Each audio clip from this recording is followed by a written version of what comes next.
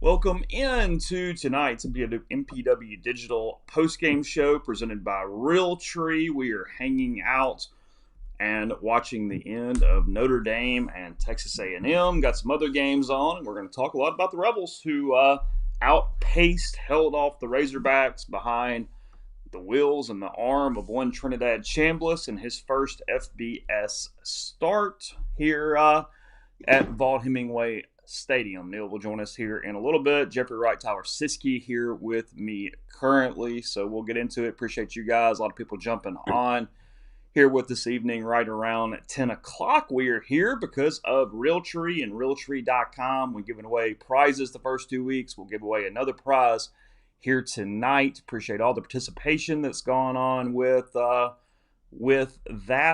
Realtree.com. Head on over, get your hunting gear. You can get the edge pattern, the APX, their legacy. Also, just lifestyle stuff. Doesn't have to be about hunting. Doesn't have to be about camo. A lot of options there at Realtree and Realtree.com. They do a ton for Ole Miss. They do a ton for us. We appreciate them. And again, we appreciate you. Gentlemen, Ole Miss 41, Arkansas 35. Trinidad Chambliss takes every snap outside of a couple there on one series when he gashed his thumb open. Austin Simmons comes in, runs it once. He also gets a 4-yard touchdown pass. I think he finishes with like a 460-something passer rating, so that's pretty good for 463.6. There you go, 463.6. But we won't bury the lead. Trinidad Chambliss gets this thing done. He's the reason Ole Miss won a football game tonight. He throws for 353. He runs for more than 60. He doesn't make any critical errors. Just really ran the offense. I don't care which one of you goes first, but kind of what did you expect here, assuming that we all thought we were right, that he was going to be the guy that played? And what is it that he did so well? Because for me, it's not just the passes; it's that he avoided the mistakes, operated the offense, and there was not that oh crap moment at all for him in this game. I thought from a schematic standpoint, I guess when the offense does good, we got to give Lane credit. Is that how this works around here? We can't give Charlie credit when it goes well. That's fine. We got to give. Okay. Well, we'll get to Charlie's series later. We're going to talk about Charlie throwing the ball 3 times Tyler, late in the game Tyler, when the they gave Charlie's Arkansas series a chance to win. So we'll get there in a minute. Charlie's series was the first. Charlie's series was the first series of the second half, and the series right after Arkansas scored to cut it to 6. Charlie had the play sheet then.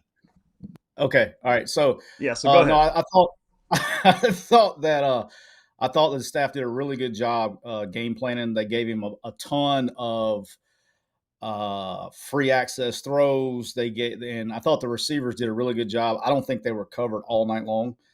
And look, it was very evident with the game plan that they know his limitations and they coached around them. You know, they didn't really push the ball downfield. When they did, he underthrew, I think, every go ball. You know, he just doesn't have the juice to push it down the field. But he's really good underneath. I thought it was awesome that he fought through. I mean, that's painful. I don't know what the injury was on his thumb, but it's very difficult to grab the ball and be accurate. He missed a couple of throws, but I thought for the stage in the moment, I thought he really came out and competed, man. I thought that's about as much as you can ask for somebody coming in. Was a little worried when he went out, that the biggest question for me is did Austin get set back? That I'm gonna make sure everybody knows this. I don't know. You probably know way more than I do. I haven't asked anybody. That looks more than an ankle to me today, the way he was moving around. That's not a low ankle. I mean, he would not be like that. So that was, I don't know, just a little weird for me, a little strange for me. And look, at the end of the day, defense did not play well. They got exposed a little bit today. Yeah, we're going to get there. But I will say this: they made the play when they had to make the play. You know what I mean? Like that was the strip recovery was the play of the game for me. And then as I'm transitioning to Jeffrey, the one thing that you mentioned about Simmons, Jeff, for anybody who wasn't at the game, because I was there for a half and then I left to come home and write and get everything ready, is he goes in, he runs the ball, gets tackled on that ankle. There's no doubt. It flared up a little even on that tackle when he ran it there. He operates. I couldn't tell if it was just a really good flood concept, if there was a pick, but Harrison Wallace completely wide open in the back of the end zone there on Simmons' touchdown. And then he goes behind the band. The band has come down to go out for the halftime show, and he starts walking behind the band. And Simmons was limping a lot. I mean, it was really ginger there when he was moving around. So it was. It did not look like had he had to, he could have gone into the game and operated past that point. Chambliss was able to come back in. They messed with the thumb. They got it taped up, glued up, sewed up, whatever they did, and he finished the game at that point. Mr. Wright. Yeah, they showed on the TV copy, like they showed him just going up and down the sideline, and you could tell, like, I mean, to me, a couple of things were obvious. It's like, number one, they didn't even shoot him up. Like, they didn't even give him the Advils, if you will. I was kind of shocked to see him run speed option on the play that he was in there, but I think it's fair to say, like, I think this is an interesting aspect of this era, though. He's getting paid 7 figures, man. Like, and I think Arkansas didn't expect to see him run the football either. And it was a big conversion. It set him up to get another score. And, you know, like when you think about the game, to me, it kind of came down to a few things that Tyler's already mentioned. I also thought the drive before the end of the half to get points, because they were going to start the second half with the football. Now, it didn't work out that way, but it did feel like whichever team was going to get the 2-score lead, it felt like they were going to have a significant advantage, and that set them up to actually get the 2-score lead. And then, you know, I thought another big throw, and it kind of got overshadowed because of the moment after it, but the throw where the Arkansas guy gets hurt. I mean, that was, I'm with Tyler. It certainly wasn't like, it wasn't finding the hole in between the safety and the corner and putting it on a laser, but that was a big throw, it was a big catch, and it just kind of kept him in front. And then, I mean, Ole Miss didn't miss 2 field goals, and Arkansas did, and we're talking about a 6-point game here. Yeah, I thought it was, again, I don't think you can take anything. I mean, that kid, man, I mean, that was a lot of, I mean, the kid was playing Division II. He had to go play a SEC game. And he executed the game plan they had for him. I thought they had a really, my takeaway from offensive standpoint is, one, he competed his ass off and he really executed, but the game plan was really good. And I think Five had some runs that were really, that helped him out a lot early. And took some pressure off of him. I thought they played really well on offense, and executed the game plan pretty much as good as you can do it. The one thing, too, with the offense, too, is not just the pressure on it with being a first start and everything being so sped up. It's his first pass of any consequence and all those things. He's having to keep pace. I mean, Taylor Green's just running down the damn field on the other side, too, so it's not like you could even get sort of into the game a little bit and find a rhythm. I loved his composure so much in the first half when he had to go down and score to play this track meet game that was going on, because – I mean, look, let's be real here. In the first half, the field goal kicker was the only thing in the clock stopping Arkansas from scoring at will. Bobby Petrino was having his way with the Rebels defense, especially in that first half. If you would have told me that – sorry, go ahead, Char. Go ahead. I was going to say, if you were going to tell me that the winner of this game was going to have to get into the 40s, I would have said, and we would have known what we know, which is, hey, they're going with Chambliss, and they got to get into the 40s. I would have been like, you just thought they were in trouble. Yeah. Do not like their chances. And I'm with both of you. It's like, listen, you can say what you want about the man Bobby Petrino, but holy cow, that guy can scheme up offense. And, you know, he just basically had him in hell, because if they were going to try to defend the pass, they just ran zone read to death. And, you know, Tylen, my whole thing with Green is, like, do I think he's a first-round pick? No, but it's like, man, you can win a lot of games in college football with somebody that good. Yeah, I thought I thought one thing they kind of hurt Ole Miss with, really on big downs, was just a +1 game. Ole Miss hasn't seen that yet. And when I say +1, quarterback read zone, quarterback power read, shit like that, right? So, Ole Miss was a little bit out of, I mean, they were flying around. They were just out of control and running themselves out of gap control, and really got hurt, you know, with the quarterback run on the quarterback read option plays, whether it be power read, counter read, and read zone. So That hurt them, and then that once they got that going, then you're just playing catch up. Then you got too much to be worried about, right?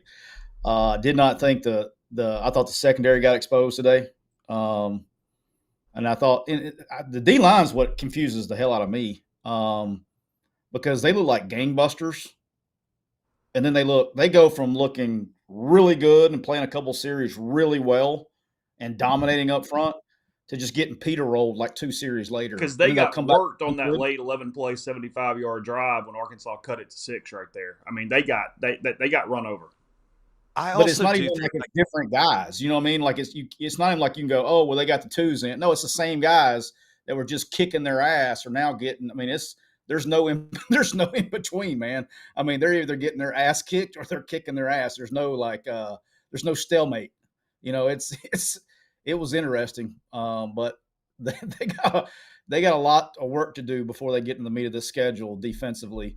Now, you'll see. I'm trying to think who's not going to give. Who do they have left offensively that's not going to give them problems in the league? Because I think it's more of a league thing than it is. I'm not talking about Washington State and all that stuff. I'm just talking about. Did you see their day today? No, I haven't watched them. He was down 42-3 at the half against North Texas. Who was? Wazoo. Oh, so that was a W. Let me just say, the Wright family is doing a trip with my dad, a golf trip, and he's not upset about missing the Wazoo game. Okay, that is my question to what Tyler's asking though. This Arkansas offense, with Green operating as he did today. Now, look, he could have thrown 3 picks. He had some balls that fell, that got tipped, that didn't go into the Rebels' arms. There's no doubt he got a little fortunate, but he made a ton of plays. He's so good with his legs. A little bit of Ole Miss rushing sort of scatter shot and him spinning out of trouble, because Ole Miss got a lot of pressure where he just made that one little spin move, got to the outside, and turned it into gains multiple times during this game. I mean, in all seriousness, where does this Arkansas offense rank in Ole Miss SEC opponents this season? I mean, there aren't many that are just clearly better. I mean, they're different. You know what I mean? Like it's not that you can say somebody's better or worse. You're going to see different ones. But like, even, if you don't play the quarterback run well, then okay, you'll get got a couple times, but I don't know, man. Like you look at like Georgia, right? And I know we're talking about a whole different thing, but like Georgia, what worries you if you're an Ole Miss fan was like, I mean, there were times where they lined up and just crammed it right down their throat. Well, Georgia can do that against a team that I would also argue defensively is noticeably better than Ole Miss. Yeah, Tennessee. Yes, I mean, like it was. It was the first time that I had a lot of questions about Ole Miss's defense coming in. Like not questions of like, are they like doubting them? Questions like I just didn't know. And there were some, concerns over there. I mean, you don't want to get it. I mean. Like, what year was that? Was that a few years ago? And every game was a damn track meet. It's like what kind of felt like. If and you don't want to, when your quarterback's banged up, you don't want to get into it because that was not a good defense today. They couldn't. I think I could have gone for like $150 today at 47 years old. They couldn't cover anything. The Daquan Wright one, they were in the freaking. They were trying to poach with a mic when they ran 4 vertical switch, and the mic just like running, and Daquan Wright went right by his ear, like he didn't even notice he was coming across the middle. I was like, "What are you doing?" But there's going to be better defenses in the passing game, and it'd just be interesting to see what happens once they play somebody that can not just keep it from being a track meet. I guess is my point. So. Do a quick. So I guess let's go through that. Yeah, Tulane's offense. Super chats. So Tulane's offense is good, but I don't. They're not Arkansas. Red Slav is not. No. Green. Like as a runner, he is certainly Touchdown not that. Notre Dame, by the way, now 41-34 Irish. Go ahead. Let me tell you what, your boy needs that one bad. It's not good for the guys that got the Aggies plus 6.5, unless he wants to shank this extra point. I'm willing to, as long as you can tell me the final ends up 40-34, I'm fine. I'm fine shaking hands and meeting with you. But like, if you look at it like, okay, Tulane's a good solid team, but like, I don't think offensively they're that. Georgia, to his point, I mean, I think this is true. Like, Georgia has better receivers than Arkansas, no question. But if you're just talking about a guy that runs it, Green is a better runner, and I think he's a better thrower than Gunnar Stockton. Like, I know Gunnar made a great throw today, but it was like, it was a bad snap. Let's go. Let's go. Let's go. You got to talk it into existence, Chase. You got to talk it into existence. That wasn't even a bad snap. Tyler, do you know who their holder is? No, but I just looked up and hang on. No, it's you know who it is? It's your boy Buckner. Oh God, he just dropped it. He just that wasn't a bad snap. That was just an E6. Straight E6. Listen, as a holder for I don't care. Whatever. My whole life, that's your nightmare. Like you take your eyes off of it for like a half a second, and if there that doesn't lead SVP's bad beats, I don't know what will. Oh boy. Oh God. Okay. Well, my problem is now I'm just worried. 41. Hang on, is Marcus Freeman wearing a crew neck sweatshirt, so he needs a sleeve, but he's not wearing a quarter zip? I mean, that's an L in and of itself. I don't know, man. He doesn't do many things that look wrong. He doesn't. Like, I mean, that's a good look, man. You can have criticism about Marcus Freeman. The way he looks as an individual is not really one of them. I think he's kind of in that class where he can just wear whatever the hell he wants to wear. He's not quite D'Amico Ryans because, like, oh boy. I knew that extra point would matter. I knew that extra point would matter. There is a flag on the play. Get out! There is a flag on the play. There's a flag on the play. Is it holding? Blocking the back? I've got to do the move that whenever I'm calling a game, you have to have somebody in there that like waves a towel to let you know that there is a flag. Yeah, like is this an SEC crew too? Yes, it is. Should be. Road team. Dude. SEC needs to fire their own officials. Just start over. All right. LSU. I'm willing to meet you halfway here. You can't root for unless you have money line. Is Oklahoma a more difficult offense than this? 100,000%. Yeah. Okay. Not even in the same discussion. I do have this question: is Mateer going to make it to that game? That guy plays with reckless abandon. I mean. It's electric, but I mean. But here's the deal: Carolina's not, Florida's not. I mean, Lagway keeps doing it to you. Carolina's terrible. Carolina's terrible. I think this is like a top 3 offense they're facing from a difficulty because of Green's size and running ability. I think Tyler makes a great point. Also, right. the fact that they haven't really seen anyone that ran the zone read, like because they put so much pressure on you because if you want to take away the screen and the RPO game, well, then they can start running more gap scheme stuff and they can get the numbers advantage. And my God, he is a load. Well, see, that's the thing, too. Even just from a pocket standpoint, anybody any smaller or any less agile, and they have 5 sacks tonight when he was doing that spin out and getting outside. He ends up gaining 8 yards every damn time, and you had that running through with him. Quickly, let me run through these super chats. Austin, thank you. Says, I'm naming my firstborn son Trinidad, if the Lord blesses us when we're married to have children one day. Got to clean up penalties. Hotty toddy. He also says, for Charlie Kirk, Hart, you guys go to church tomorrow. Ole Miss honored Charlie Kirk tonight. I think I got this right from listening to the PA. I think they had the flag at half, and then they raised it up for the anthem and dropped it back down to half in memorial of him. I think I have that right. Ben, thank you, says, why can't they hold the play clock when the ref holds for defense to sub? Tyler, you got an answer to that one? I'm for it. I'm for what my guy just said right there. Okay, you're for that? Yeah, because defensives have kind of picked up on it. Yeah. And if you're not subbing right away at the 40, like if you do any kind of late sub, if guys are waiting until they get out there, then they're just jogging and all that. They're just running the play clock down. So where it hurts you is if you sub and like you may have if you got a shift or a motion on the play call that you're calling, I mean, you're done. Sometimes you just got to burn timeouts. And it got somebody last night. I can't remember who it was. It got somebody last night. Okay. Well, I mean, I've been seeing Bielema did it last week against He does it all the time. It's part of his scheme. It was like what he did against Beamer. Anytime they would sub, he would send a line shift in, literally. Like he send a whole new defensive line, and they would kind of take their sweet time getting there. Zach says, so odds that they knew he was going to start and they flubbed the injury report. Look, Trinidad Chambliss got every first-team snap all week. Ole Miss did everything to prepare for him to start. I will say this, and it's not really a defensive lane or anything else. It is an availability report. It is not an injury report. And Austin Simmons was technically available tonight. Well, and Topmeyer and I talked about it. Like, it's not an injury report.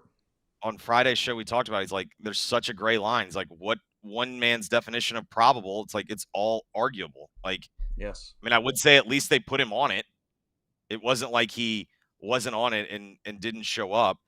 But I think one of the things that I was conscious of watching the game, to Tyler's point about how well they executed the game plan, I was really worried that once Arkansas made the adjustment and they were going to start bringing people down and they were going to basically say, we dare you to throw it over the top of us, I really was afraid that Ole Miss's offense was going to stall out. And they made enough of the throws. And to Tyler's point, this wasn't like a clinic on how to throw the deep ball, but they were effective enough to actually make them pay. The deep ball was not very good, but it was put in the places where it couldn't be hurt. And that was all that really was needed from that standpoint. They understood limitations. And look, he's pretty good on the short and short intermediate. Like he's got a little bit of juice there on that one. I mean, I thought that was weird. It really is strange. Diego Pavia's a little bit like this. Honestly, everyone kept doing the Baker thing. But I was with you. But when I kept watching, I was like, that's Diego. That was what I was watching.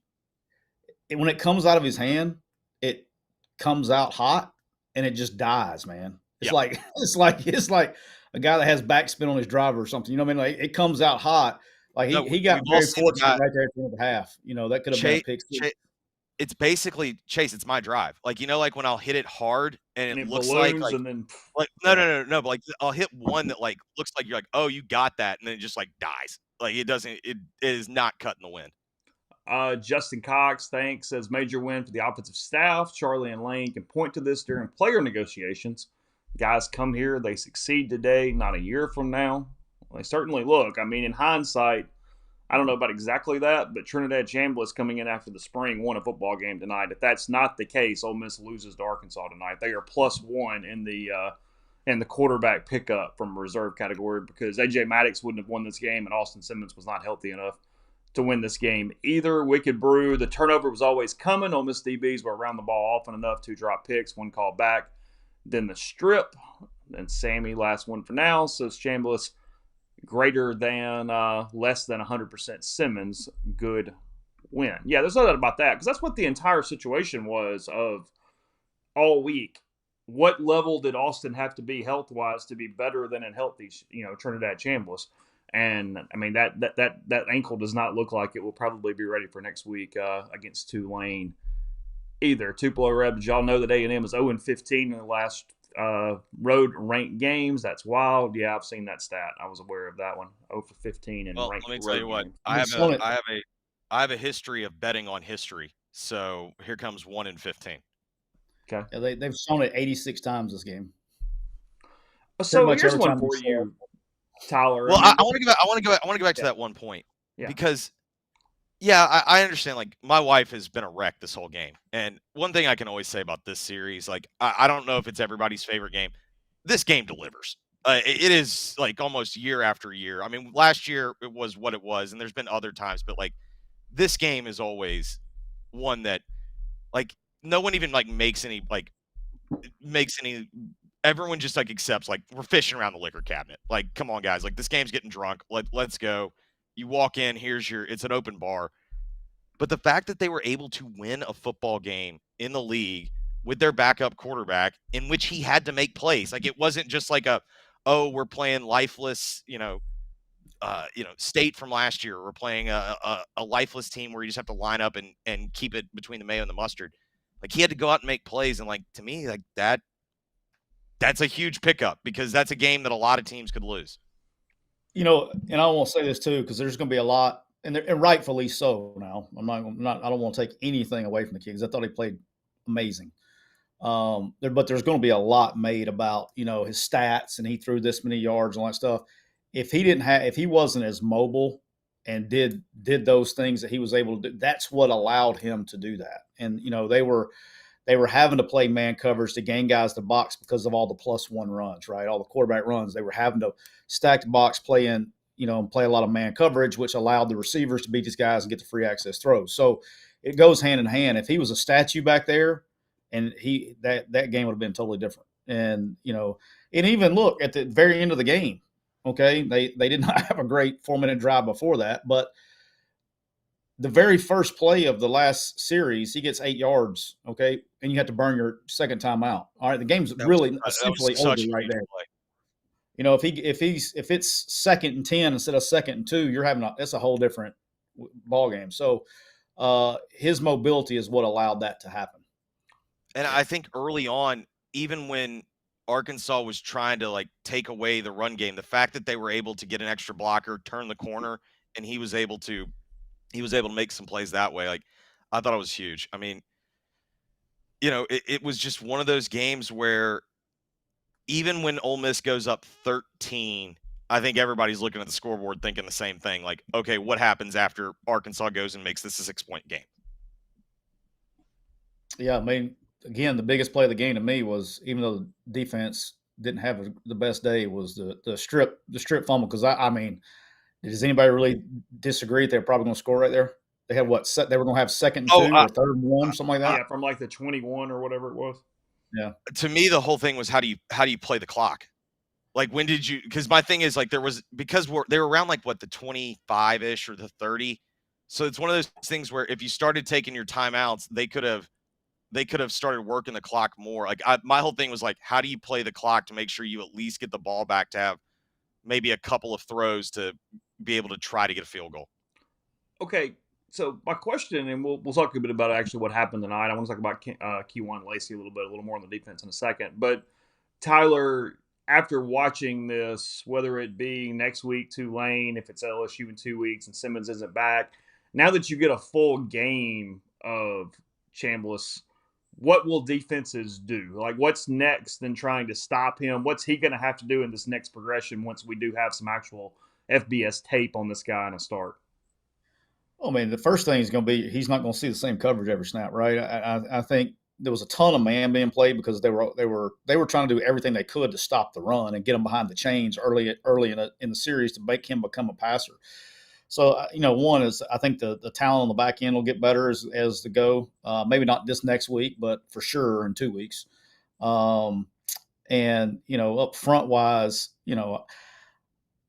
look, I mean, at the end of the day, if they can get a running game going with 5, and look, 5 is probably not getting enough credit that he deserves because he's getting a lot of nasty yards now. You know what I mean? And also on top of that, Tyler, he was asked to block a lot, and he had some big blocks too. Yeah, he did a good job in protection, 2 or 3 times. And 12, I think, was it 12? What's 12's name? 12 is Taylor. Is it Taylor? Deuce Alexander. Taylor, yeah. Oh, yeah, Taylor. Yeah, sorry, Damian Taylor, running back. Yeah, my bad. Sorry. Yeah. I thought he stuck his nose in there a couple of times in protection and did some good things too. But look, they're going to have to continue to find a way to stay ahead of the chains when it comes to the running game. And just if he has to play again, you just can't get in games that they're losing first down. So as long as he's the quarterback, you got to win first down. And I thought that's where I was probably the most impressed with the game plan. I thought they really did a good job of winning first down and staying ahead of chains. Hey, do you have you got advanced stats? Well, I was gonna tell you, Tyler, on first down, Ole Miss averaged 5.8 yards per play. Yeah, so that's what I was about to ask. What was the number? Because it seemed like it was a lot. 5.8. Ole Miss also had a total offensive success rate of 49. They had a rushing success rate of 49 as well.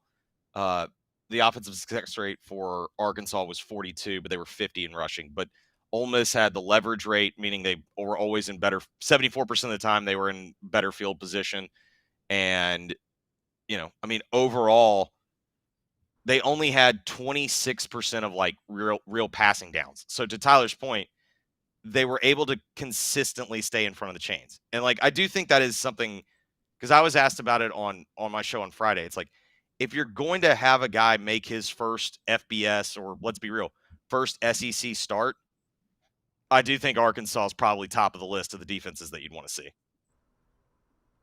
Yeah. Yeah. I mean, just from really everywhere. I mean, they kind of like where they've kind of survived is it's weird. They always have somebody, like they had 800 third down penalties today. You know what I mean? Like they kept extending drives and they had the pass interference on fourth down that Ole Miss ends up scoring on. They had another pass interference and they had a face mask on third down. Like they shot themselves in the foot too. You know what I mean? Like they on third down when they could have been off the field. But I think at the end of the day, today was about them having to play a lot of man coverage. They were trying to win first down, and Ole Miss still was able to win first down even when they were in an 8-man front. 28 first downs for Arkansas overall, 25 for Ole Miss. Two teams both great on third down. Arkansas 8 of 11. Ole Miss 8 of 12 on third down. 71 plays for the Razorbacks, 70 for Ole Miss. Average yards per completion, 14 for Arkansas, 16.2 for the Rebels. Yeah, Kejuan Lacey, I mean, it was a very workmanlike day because he was much more impactful than 17 for 44 shows. He had some good runs today. Yeah, he had some really good runs today. Really good runs. Trey Wallace, 6 catches, 92 yards. Deuce Alexander, 4 for 70. Lacey, 40 yards through the air. Receiving, Caden Lee, 3 for 75. And he avoids, I know the ball was behind him, but he avoids what would have been a critical drop there on that series when they went 3 and out, because that would have moved the chains and kept Arkansas from getting the ball right there at the 4-minute mark when they did. Going back to Tyler's point about the defense, was Pete here in 22 or was 23 his first year? It was 20. I think he's in his third year, right? Yeah. Yeah. Partridge was the 22 year. I think this team looks more like Pete's first year, because I don't think like the Partridge year they were not getting stops. This team can at least keep the ball in front and kind of play a little red zone roulette. But that's what this team feels to me more like Pete's first defense than anything remotely close to last year's defense. Yeah, January 14, 2023. So yeah. Here's the game, boys. Don't spoil it for me. All right. Where are you at right now on TV, Tyler? 4th and goal. I know. Are they lined up? They're lining up right now. Okay. Well, they're going to take a timeout. It doesn't matter. Okay. And you're right. He does look pretty good in his crew neck sweatshirt. He's doing okay. Marcus is hanging in all right. Dude doesn't miss the gym. He's hitting the gym too. It's almost like he played. Good looking dude. Hey, good looking dude. The head coach of Notre Dame making about 12. Hey, life doesn't suck. It's all right. Well, didn't he play like 9 years in the NFL and DB? I don't know how long he played. I don't know. Hey Tyler, somebody's asking, have you ever coached in that stadium? I've never been, never coached there, never. I've always wanted to. I've never been or coached there. I don't know. I don't know that I care is probably not the right word, but I got really invested in Georgia Tech. Haynes King was a man today again. I like that kid. Yeah, he played really, really, really well. Kate Klubnik played really, really, really bad. Yep. I mean, that's pretty much. No. Bad. Haynes King is the classic, like, he doesn't maybe have like the bravado that Diego does, and he's a better athlete. He's bigger, he's much more toolsy, but it's kind of the same thing. It's like he just kind of wins by just playing harder than you. Like he just cares. Man. Mentally and physically tough. Yes. It's almost like that matters. Hey, shout out. Speaking of, hey, how about this? Shout out to my guy.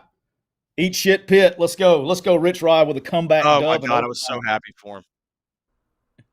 And then I was so nauseous because they score first in overtime, and the guy, the quarterback from Pitt throws a easy pick six, but really he's just going to pick it in the game. Guys straight dropped it.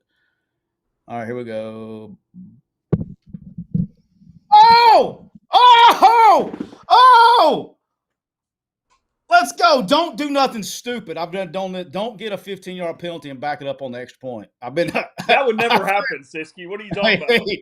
Hey, per sources, don't do that. That'll get your ass fired. Just saying. If he doesn't do that, you're not hanging out with Quick, you and me right now. This is 100. If he doesn't do that, I don't know what I'm doing right now. Probably at Georgia. Life probably wouldn't suck. Oh my gosh. Yeah, Jeffrey didn't even make a move when they called it. Nothing. Just complete statue over there. Just. I respect He was trying to help me out. He didn't want to spoil my fun. I tried to respect the request. That was very nice of you. Because when we watch those watch-alongs, y'all get so far ahead of me. I don't even know which player you're cheering for. What did you have, Jeffrey? I had a 3-teamer, LSU, Ole Miss, Notre Dame money line parlay. So I took the 3 home favorites at plus, I don't know, 280. My bad. I wouldn't cheer. I hate that. I don't like. No. Hey, listen. I listen. I told you when Buckner dropped the snap, I knew what was going to happen. I've been here before. It's a good catch. He just bodied his ass. He did. You see Clemson put the basketball player out there for the fade? Did they? Yeah, the big 6'7" dude that played. Oh yeah. And he got a penalty, right? I don't think he caught it, but he drew a flag, right? Yeah, got pass interference. It was a bad mismatch. Yeah. All right, what else do we have on now? I'm watching Cal. Cal, Minnesota is on. I think Duke just had a long touchdown. Now that's they're within 7 of the wave. Yeah, they're out of timeout. They're about to kick an onside kick. Okay. And BC has woken up in Palo Alto, and we've got the "Where's my bitch" offense. And I'm just saying, who's Stanford playing this week? So I thought that. I know Trinidad moving around helped the calls a lot, but I thought Ole Miss up front was maybe a little better today. Bryson Sanders played really hard. He was playing with separated shoulder. It got popped out on Tuesday, so I thought he fought through okay. They had that one hold that probably wasn't a hold, kind of a bit of a phantom hold there on the Kewan Lacey touchdown run when they scored 3 times on one series. It was a tough call, but I could understand how he made it. He turned him, and you can just see he turns him, and the umpire just sees his hand on the shoulder pad. So the one the worst call I saw was the one that was on was in the end zone. I don't know if they call pass interference or holding the end zone on Ole Miss. Holding is what they call defensive holding. Yeah, that was a lot. I was like, well, you know what? Ole Miss got they called it on the stick nod on 3 on the stick nod, and the ball went the other way. This is where I get frustrated with the SEC officials because they've changed how they call games so much that you could do whatever. You could drop kick somebody if the ball was thrown the other direction, right? Now they're just, they're calling defensive holding and the ball's over here. I don't know. That bothers me that when you're calling things that have nothing to do with the play. It looked a lot different in slow motion, but I did think Ole Miss on one of their stops on 3rd down, Ole Miss's DB that kind of got beat, and he kind of came back from behind the play and knocked the ball. He did technically get there a fraction of a second too early. They could have thrown it and they didn't, but I don't know. I was not watching tonight going, man, the officiating is affecting the game. I thought there's a couple of calls each way that you could have been like, man, that's kind of tough. Because to Tyler's point, they had, remember Arkansas on the big scramble, the 3rd down scramble that Chambliss had in the 3rd quarter. they called a defensive holding that was like completely away from the play and got tacked on. Like, hey, your Green Wave is storming the field over a dub against the Dukies. Why? I think it's to stick it to Mensa, right? Oh, I don't know. Is that what we're doing now? We're rushing the field because you lose a player to the other team? I I do not like know. my wave, and I like John, but what are we doing? Like, what are we doing right here? I don't know. They're really rushing the field? Yep, really are. I would say that it is definitely more of a controlled rush. There's just not that many of them. Yeah, that's also they're few but mighty. That is a fair point. Most of them are still in Baton Rouge. Well, I was gonna say, well, also let's say most of them are at Temple, but and I don't mean the university. It's also a Saturday night in New Orleans. Yeah, it's true. You got to be a real fan right now. You got to really love your football. Yeah. So they're 3-0 with 2 Power 4 wins coming to Oxford next week. Yeah, they will not be intimidated. Northwestern 23-3 got the win over Duke. Gonna be quite the step up now, but still. Yeah, big shout out to Oregon, up 34-0. Took the dudes out. Did you take the points? Wildcats. Yeah, sure did. Let Northwestern come back and score. Everybody on the planet was on Oregon. I was like, I wish I had the nut sack, but I didn't. I was like, man, like that. There's nothing sleepier than a 9 a.m. body time in Evanston with the rain. Yeah, and the wind that was on me too. That was on me too. I literally knew the game was 11 o'clock, and that never crossed my mind. I wouldn't have done it. That was bad. That was bad on me. I have no one to blame. Tyler, is there anything you can take from what Alabama did to Wisconsin today, or are the Badgers just that bad that you're kind of writing it off? No, I don't think Alabama's that good. Just honestly, I think Alabama's. I can probably rattle off 5 or 6 teams that I think are better than Alabama in the league. I just think they're. Alabama. It was very pedestrian for a long time. They got some. When Alabama started opening up, they just said, "Okay, we have better athletes than you. We're going to go 5 wide and make you cover our guys." But they couldn't line up and run the football against them. You know what I mean? Like it was. You got to give them credit. They had to do what it took to win, right? Like they did what it took to win. But you got Wisconsin's out there with a backup quarterback, and just offensively, they didn't do anything until they were like, okay, let's just spread them out. Let's go 5 wide and make their guys try to cover our guys, and they can't. And it was very similar. It looked like Ole Miss's wide receivers running against Arkansas's DBs. That's kind of what it looked like. And they were open, and they threw it to them, and they made plays. I was thinking about this because you know what it kind of reminds me of? It's a richer man's version of it, but our boy Luke Altmaier, when he plays the rest of the Big Ten, he looks really good. But when he goes up against Penn State, Ohio State, like it looks a little pedestrian. I kind of wonder if that's what it's going to be. It's like when you see Ty Simpson against ULM and against Wisconsin, I think he's had 4 incompletions the last 2 weeks. And I don't think they have a quarterback problem. I think he's as solid as he's going to get.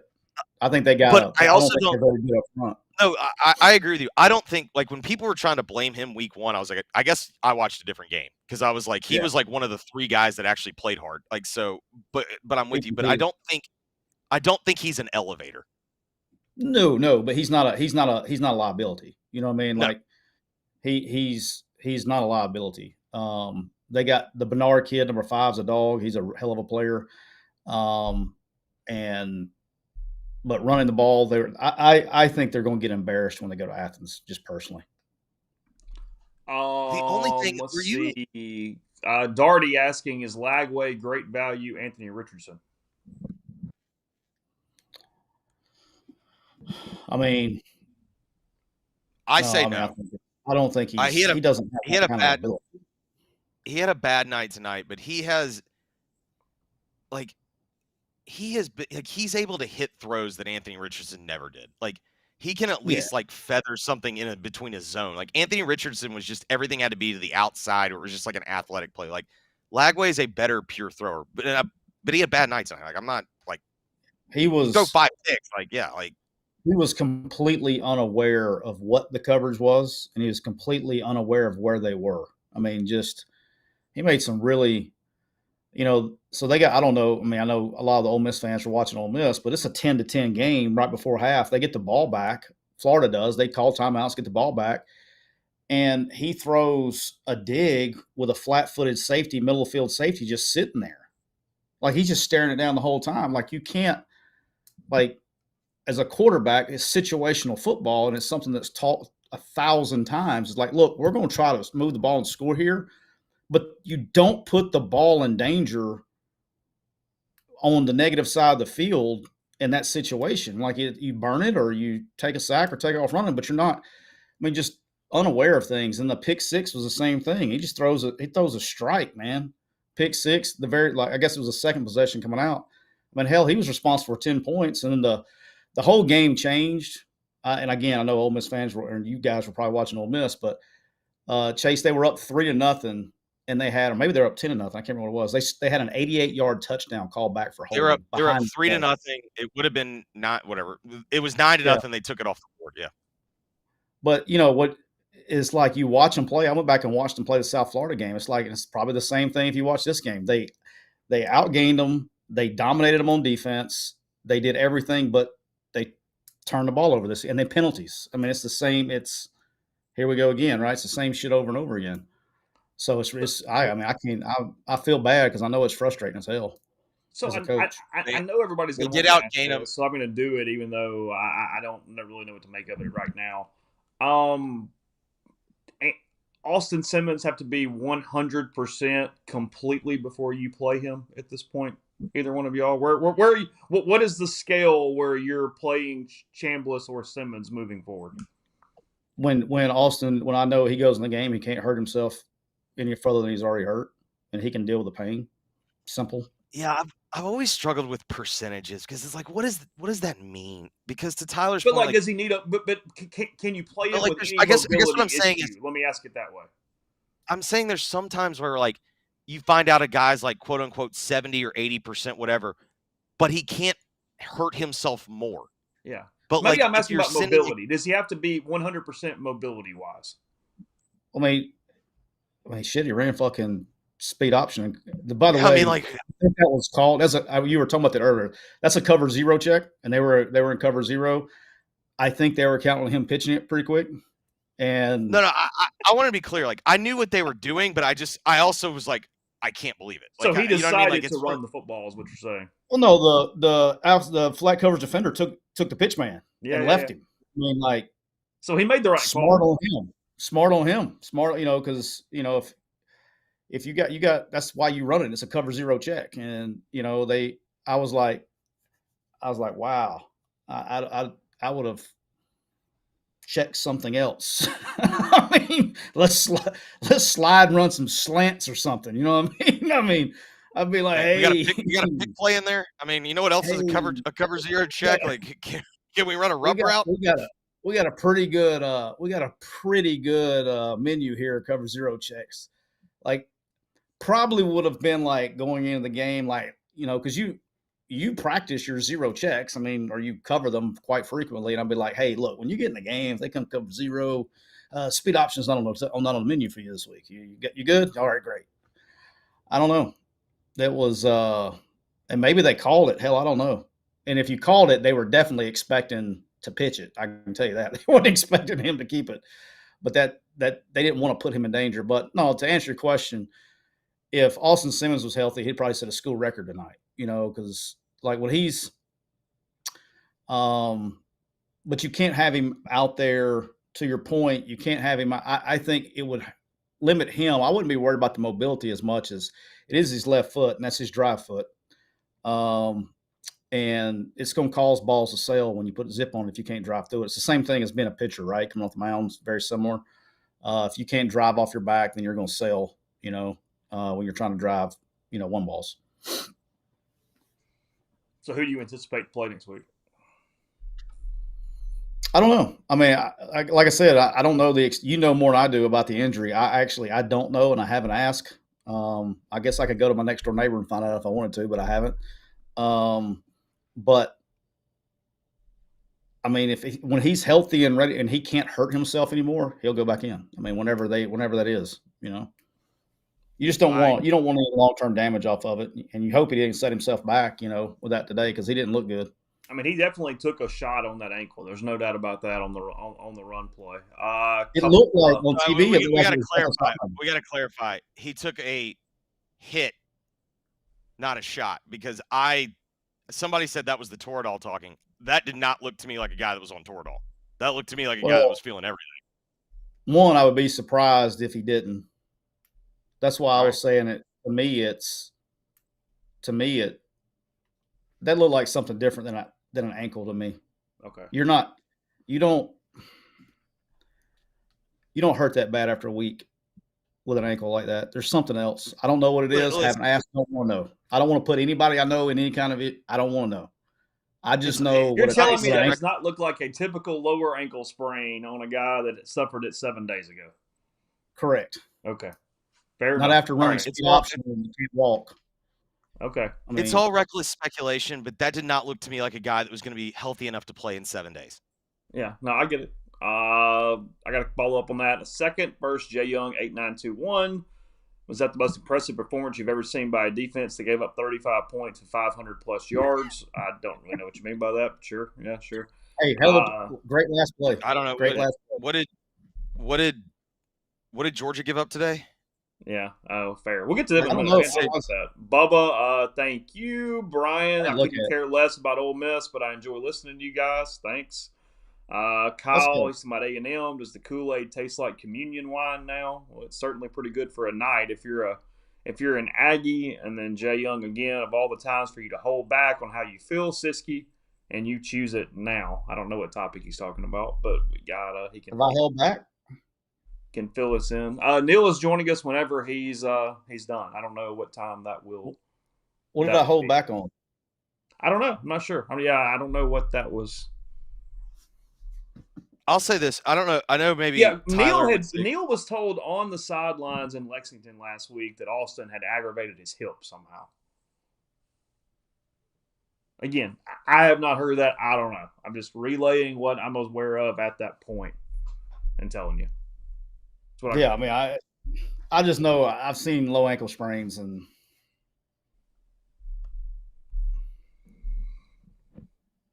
I know that this is. I know football coaches would probably disagree with me, but I believe this is true. I think A&M gets a lift when the kid bobbles the extra point and the fact that like you can go down. Like, I swear to God, that gives you an emotional lift. Say that one more time. You broke up on me. Maybe my connection. When you're A&M and you see, you've just given up the quote-unquote back-breaking touchdown with was it like 90 seconds? I can't remember. I swear to God, when you see them screw up the extra point, that gives you an emotional lift. Oh yeah. When it's the same thing, it's like I said it in my head, or I said it out loud, I think, because it's just like a coaching thing. It's like when Arkansas got the ball back at the end, I was like, okay, here you go, 78 yards to win the game. Down 6. Yeah, it's like I can't tell you how many times I've gotten in the huddle on the sideline. I'm like, all right, boys, here we go. Let's drive it to go win it. And you use anything you can use. You do whatever you can do. I'll give you one here. You make fun of me and say I just like all of them. I don't like A&M script on their helmet. I don't like the Aggies in script. It's a bad script. Yeah, I don't care. I think it might be the word. I don't know. I don't think it's necessarily the script. I think it's just Aggies doesn't look good in script. Okay. Like it's kind of weird, you know what I mean? Like I think that's what it is. Because I think that uniform's about as good as they can do with a road uni. Like the all white look pretty good. They're all talking about you not giving all exactly what you think on the injury on Simmons. You stay in. I don't, because I don't know. Yeah. I mean, I think they think I'm joking. I don't know. If he's. You're just saying, from your years of experience, it does not look typical to what has been reported. That's all. It looks like it's not just a low ankle sprain, is what I'm trying to say.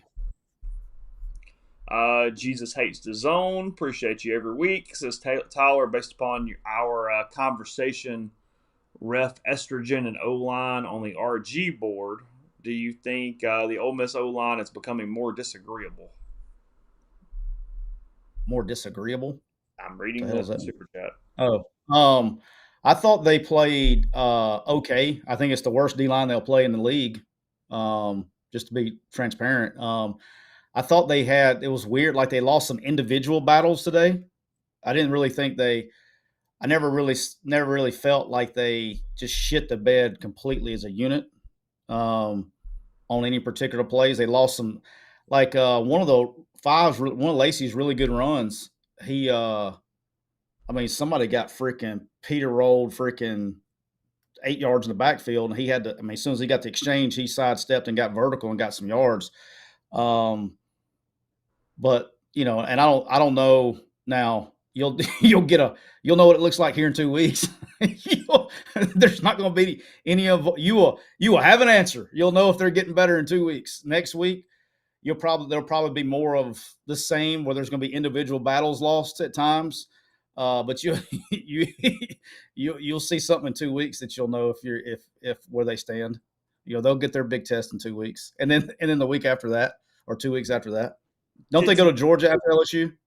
Wash State, then Georgia. Oh, okay. So yeah, I completely agree. They're going to see 3 really good ones when they get their next 3 league games. They're about to see LSU, Georgia, and Oklahoma, and all 3 of those are pretty damn talented up front on the defensive side of the ball. Did you watch the Penn State bad beat today? They look Penn State looked like one of these teams that's disinterested in playing the game kind of deal. They didn't look great. But they just looked.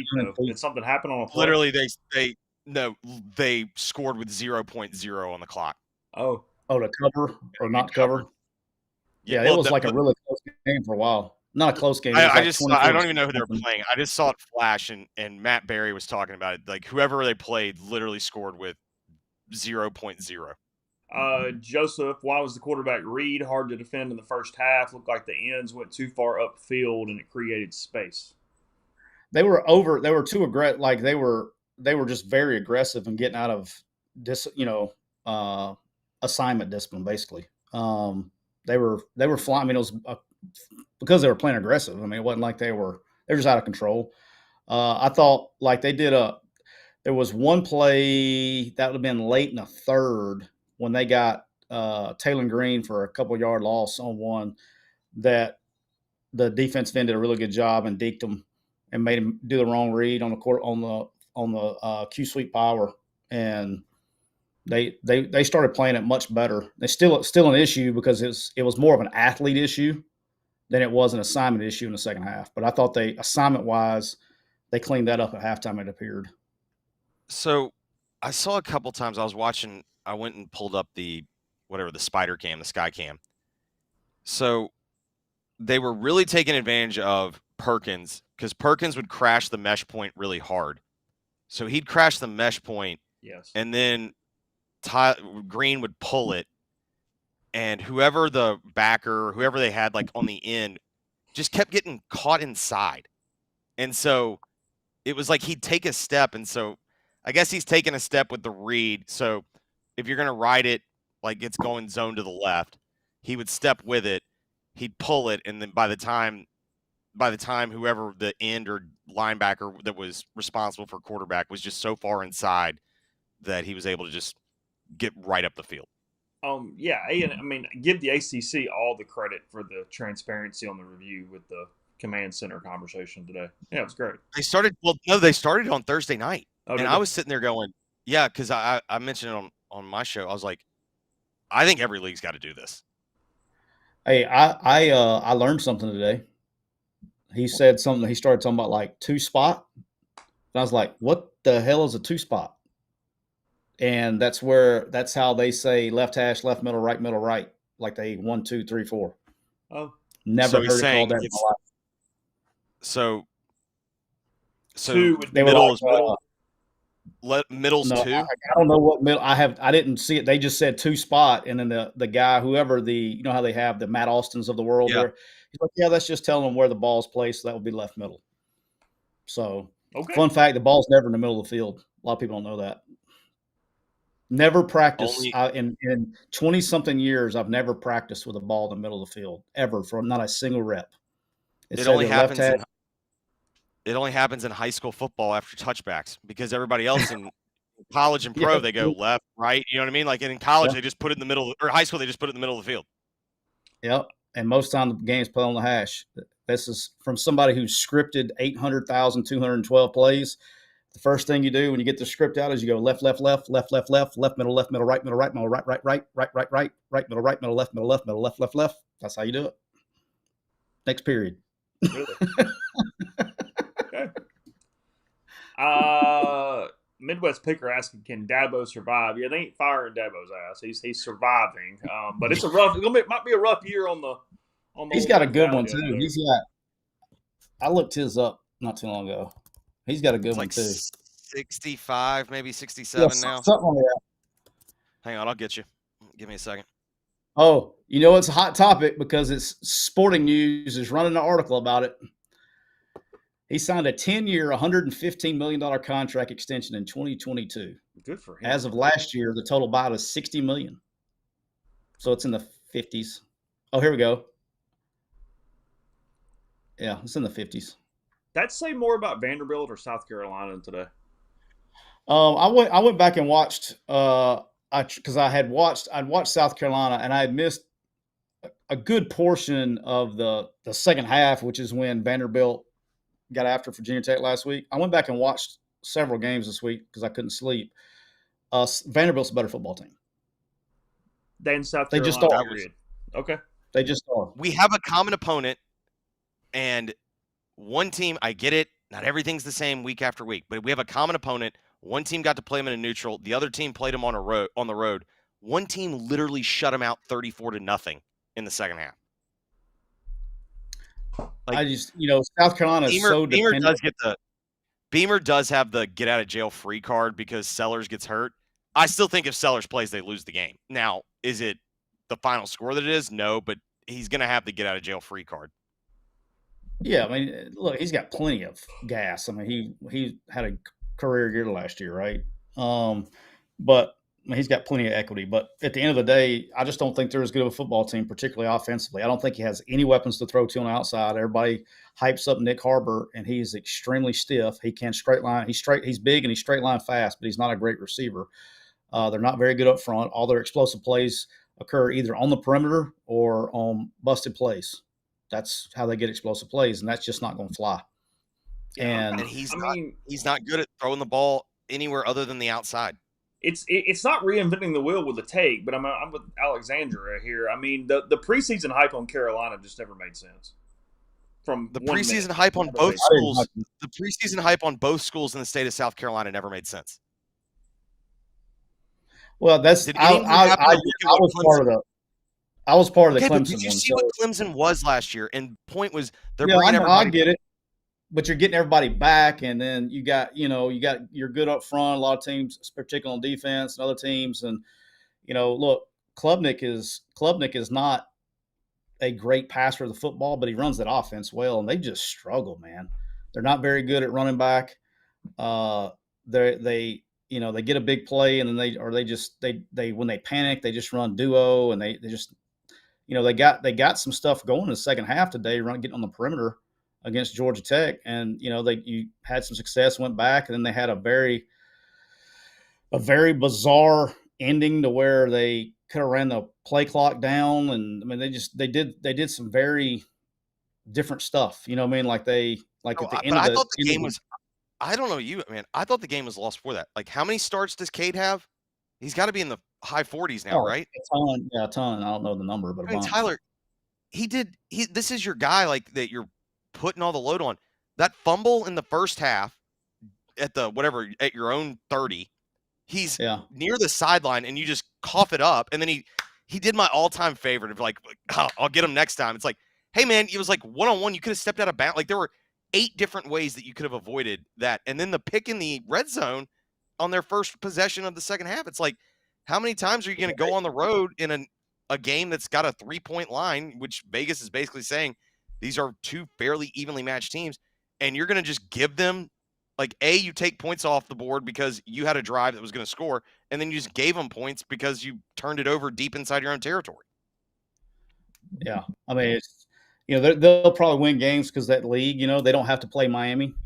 They don't have to play Miami. This is what happened to them last year. They backdoored their way in. Like Miami lost to Syracuse, whatever, week 12 or whatever that was, whenever they lost to Syracuse.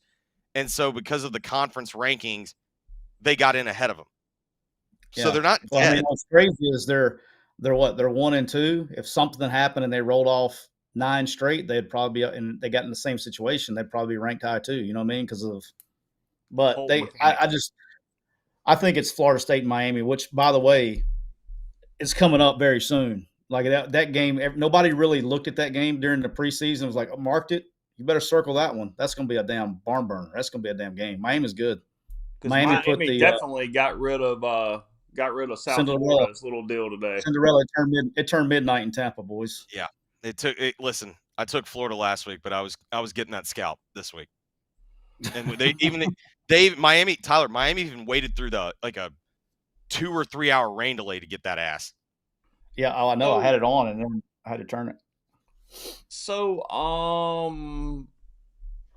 we haven't even talked about the game of the day. Georgia, Tennessee, 44-41 in overtime. Gunnar Stockton with a hell of a throw. I mean, Tennessee played well. Joey Aguilar was good. Any season-long takes from that game today? Aguilar's got a little bit, like, from a throwing standpoint, him and Trinidad probably got a lot of things in common. He does not throw the deep ball well. But he does give his guy a chance. Tyler, how many overthrows? Losing his mind. How many overthrows have ever been caught? Hey, I'm with you. I'm with you.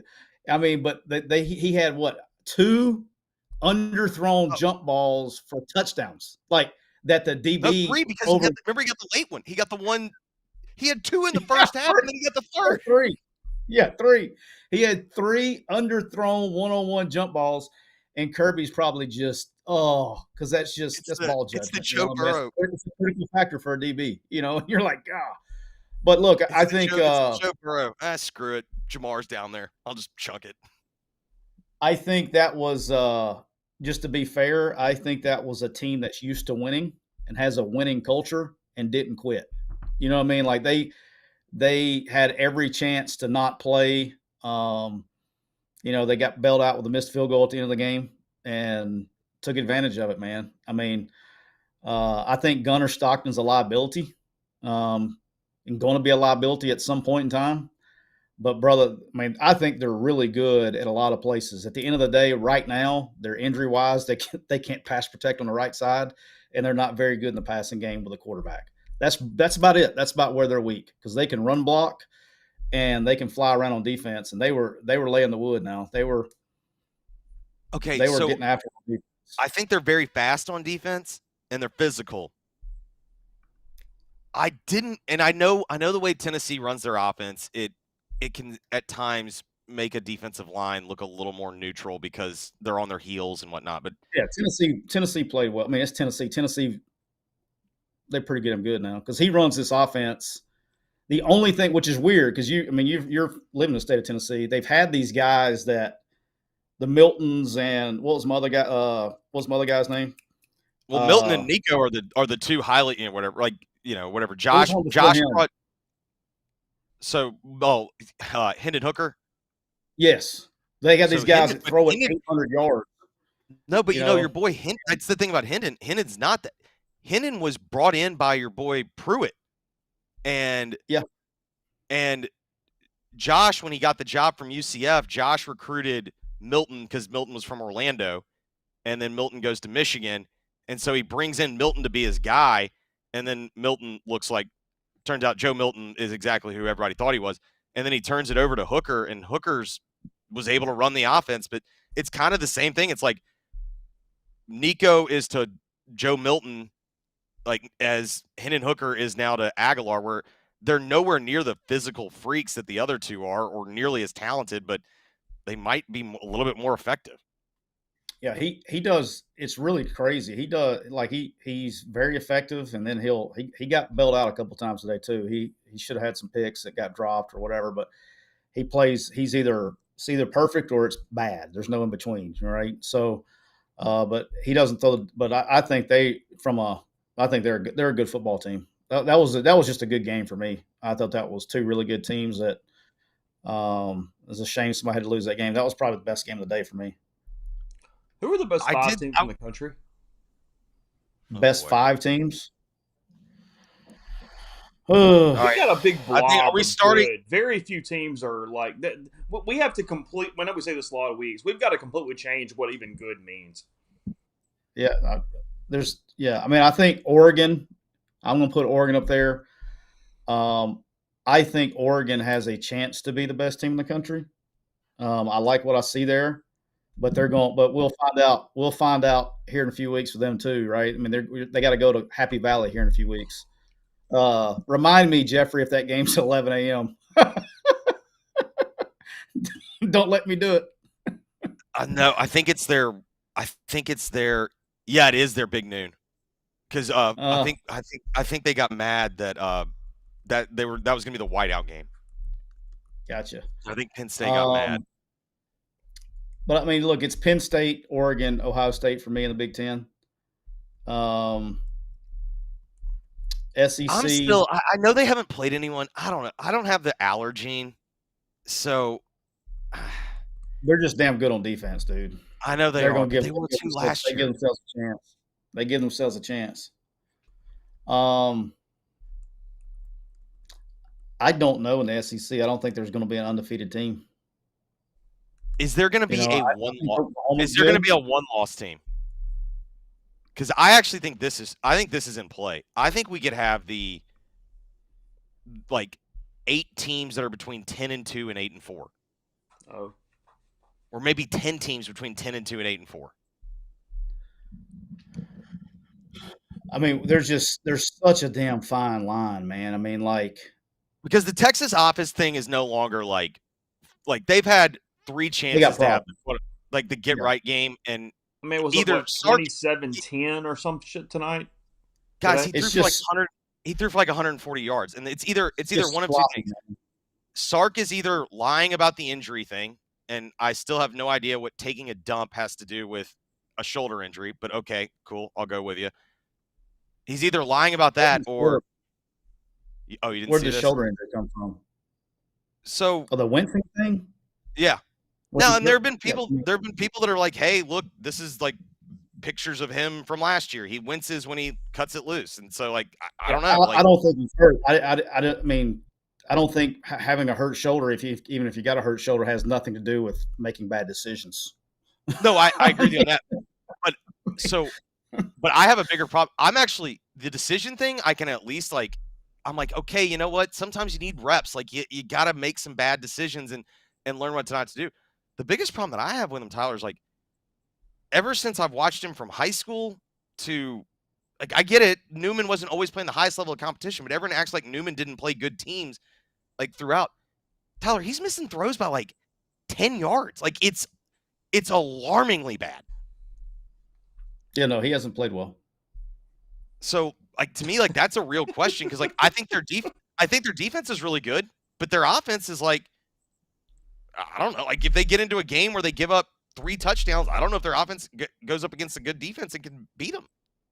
I think there are teams out there that can beat anybody, but I also think there's a ton of teams that can lose to anybody. You know what I mean? Georgia, every team has flaws. Every team has flaws. Last year, yeah, to an extent, but I think it's even more this year. Because I think Georgia was better last year because this is my whole thing. Georgia can do the whole, hey, Carson Beck, don't let the door hit you in the ass. Carson Beck's better than Gunnar Stockton. Yeah, they just couldn't afford to pay him what on the new system. And I get it. His personality sucks. I get it. He's. If they had Carson Beck right now, they'd be the best. They would be the best team in America. Well, this is why I'm also receivers. They got great receivers now. They got dudes. They receivers last year. Yeah, if they would have had these receivers last year, but I mean, I'm serious, guys. Like, I'm considering, is Miami one of the best teams in the country? Because that offensive and defensive line is no joke. Yeah, And they they got play an well. experienced quarterback, and those receivers, that Tyler, what is up with 17-year-old receivers being like insanely good? This is another year where we had a 17-year-old Tony. That kid's incredible. Yeah, you talking about, is it 10 or what's it, number 10? It's Tony. It's another Tony. It's not, but I don't know if he's related to the Tony that makes me want to pull my hair out. No, they're good. And I think they're good. I think Florida State's good. I do not think Alabama is in the upper echelon of the league. I think Oklahoma is. Now their schedule sucks, but I think Oklahoma's one of the better teams. If LSU and Georgia played Georgia's today if LSU and Georgia played on a neutral, who would you take? Georgia. LSU offensively is really struggling right now. They can't block. It's a problem. They're struggling. And then, you saw a little bit today in the Florida game is Nuss was pressing. You know what I mean? He's trying to make. He's trying to make up. Pressing. Yeah. He threw balls across his body. He's trying to make plays, and they're really struggling up front. They're struggling to get a running game going. They're just struggling They're struggling on offense. Now defensively, they're not struggling. And it's like Florida. Florida's anemic on offense, but defensively, they're damn good. You know what I mean? And I don't think South Carolina. I don't think they're even in the discussion to be up top. Texas A&M. You got at this point. They showed some guts. I know. Go ahead and chase them. Now's your time. But right now it's September A&M. Listen, and then look, A&M always feels good in September. We'll find out about Auburn because they're fixing to roll out and go play Oklahoma, Texas A&M, and Georgia. So we'll know about them in 3 weeks where they sit. They're either going to be, they could be 3-3 or they could not be. They could lose 3 straight or not. I'm so mad at myself for not taking South Al today. That was the ultimate sleepy. Hey, get out of there with. Get out of there. We can't be. Hey, my Jags now.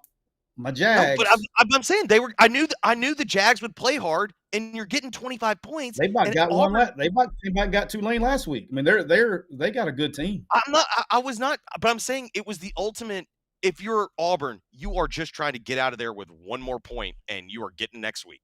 Well, that's what I'm saying. Is Auburn didn't really play back. It wasn't like Auburn was like I didn't think Auburn was asleep. I think South Alabama executed, particularly on offense. Man, they. Like Auburn's worry to me, I think, which is crazy because we literally thought it was going to be the other way around going into the season. Offensively, he's got that thing running pretty smooth. Defensively, they're leaky now. They're leaky. They can stop the run, brother. In the back end, they are giving up explosive after explosive after explosive after explosive on the back end, and that doesn't bode well going into Norman. I am interested to see though if. Let's be real. We know he's going to make him try to beat him deep. Wouldn't you agree? Who's that? He recruited. We know that my boy that's the Clemson. He was Clemson coordinator, the coach, the head coach. Venables, Brent Venables. Like, I think you are going to sit there and go, "Hey, man, let's see if you can hit these throws." Now, that's the thing is like Auburn's got really good receivers, but we just don't know about it. Oh, he's been. I see. That's where I'm a little bit. I'm a little bit different than everybody else. I think he's been. I think he threw the ball great today. I don't think. I know, but I don't think he's been great throwing the ball down the field, like really down the field. What do you mean? Like on the like the Chad Kelly throws. Like I don't think he's been great doing that. I don't know if they've even had the opportunity to throw him. I don't know. I haven't seen him miss one. Well, that's kind of my point. Is like. I think he has played. He's played very efficient, and I agree with you. Like I think he's played rock solid. You want to just go, hey, run deep, and I'll chunk it to you. He runs what's called. It's kind of what Chad did. Well, it's not. It is what it is. I think he threw the ball well today too. I thought they executed. I thought they played well today. I just thought South Alabama offensively really did a good job. The Davenport kids. Major's done a hell of a job with him. He looks really good, especially for a Sunbelt guy. Sunbelt's going to turn in. They got Old Dominion whooping people up. South Alabama's playing well. By the way, Have you followed up with how your boy Gio Lopez is doing? Turns out Major might have been Major might have upgraded. He's so bad. Ooh.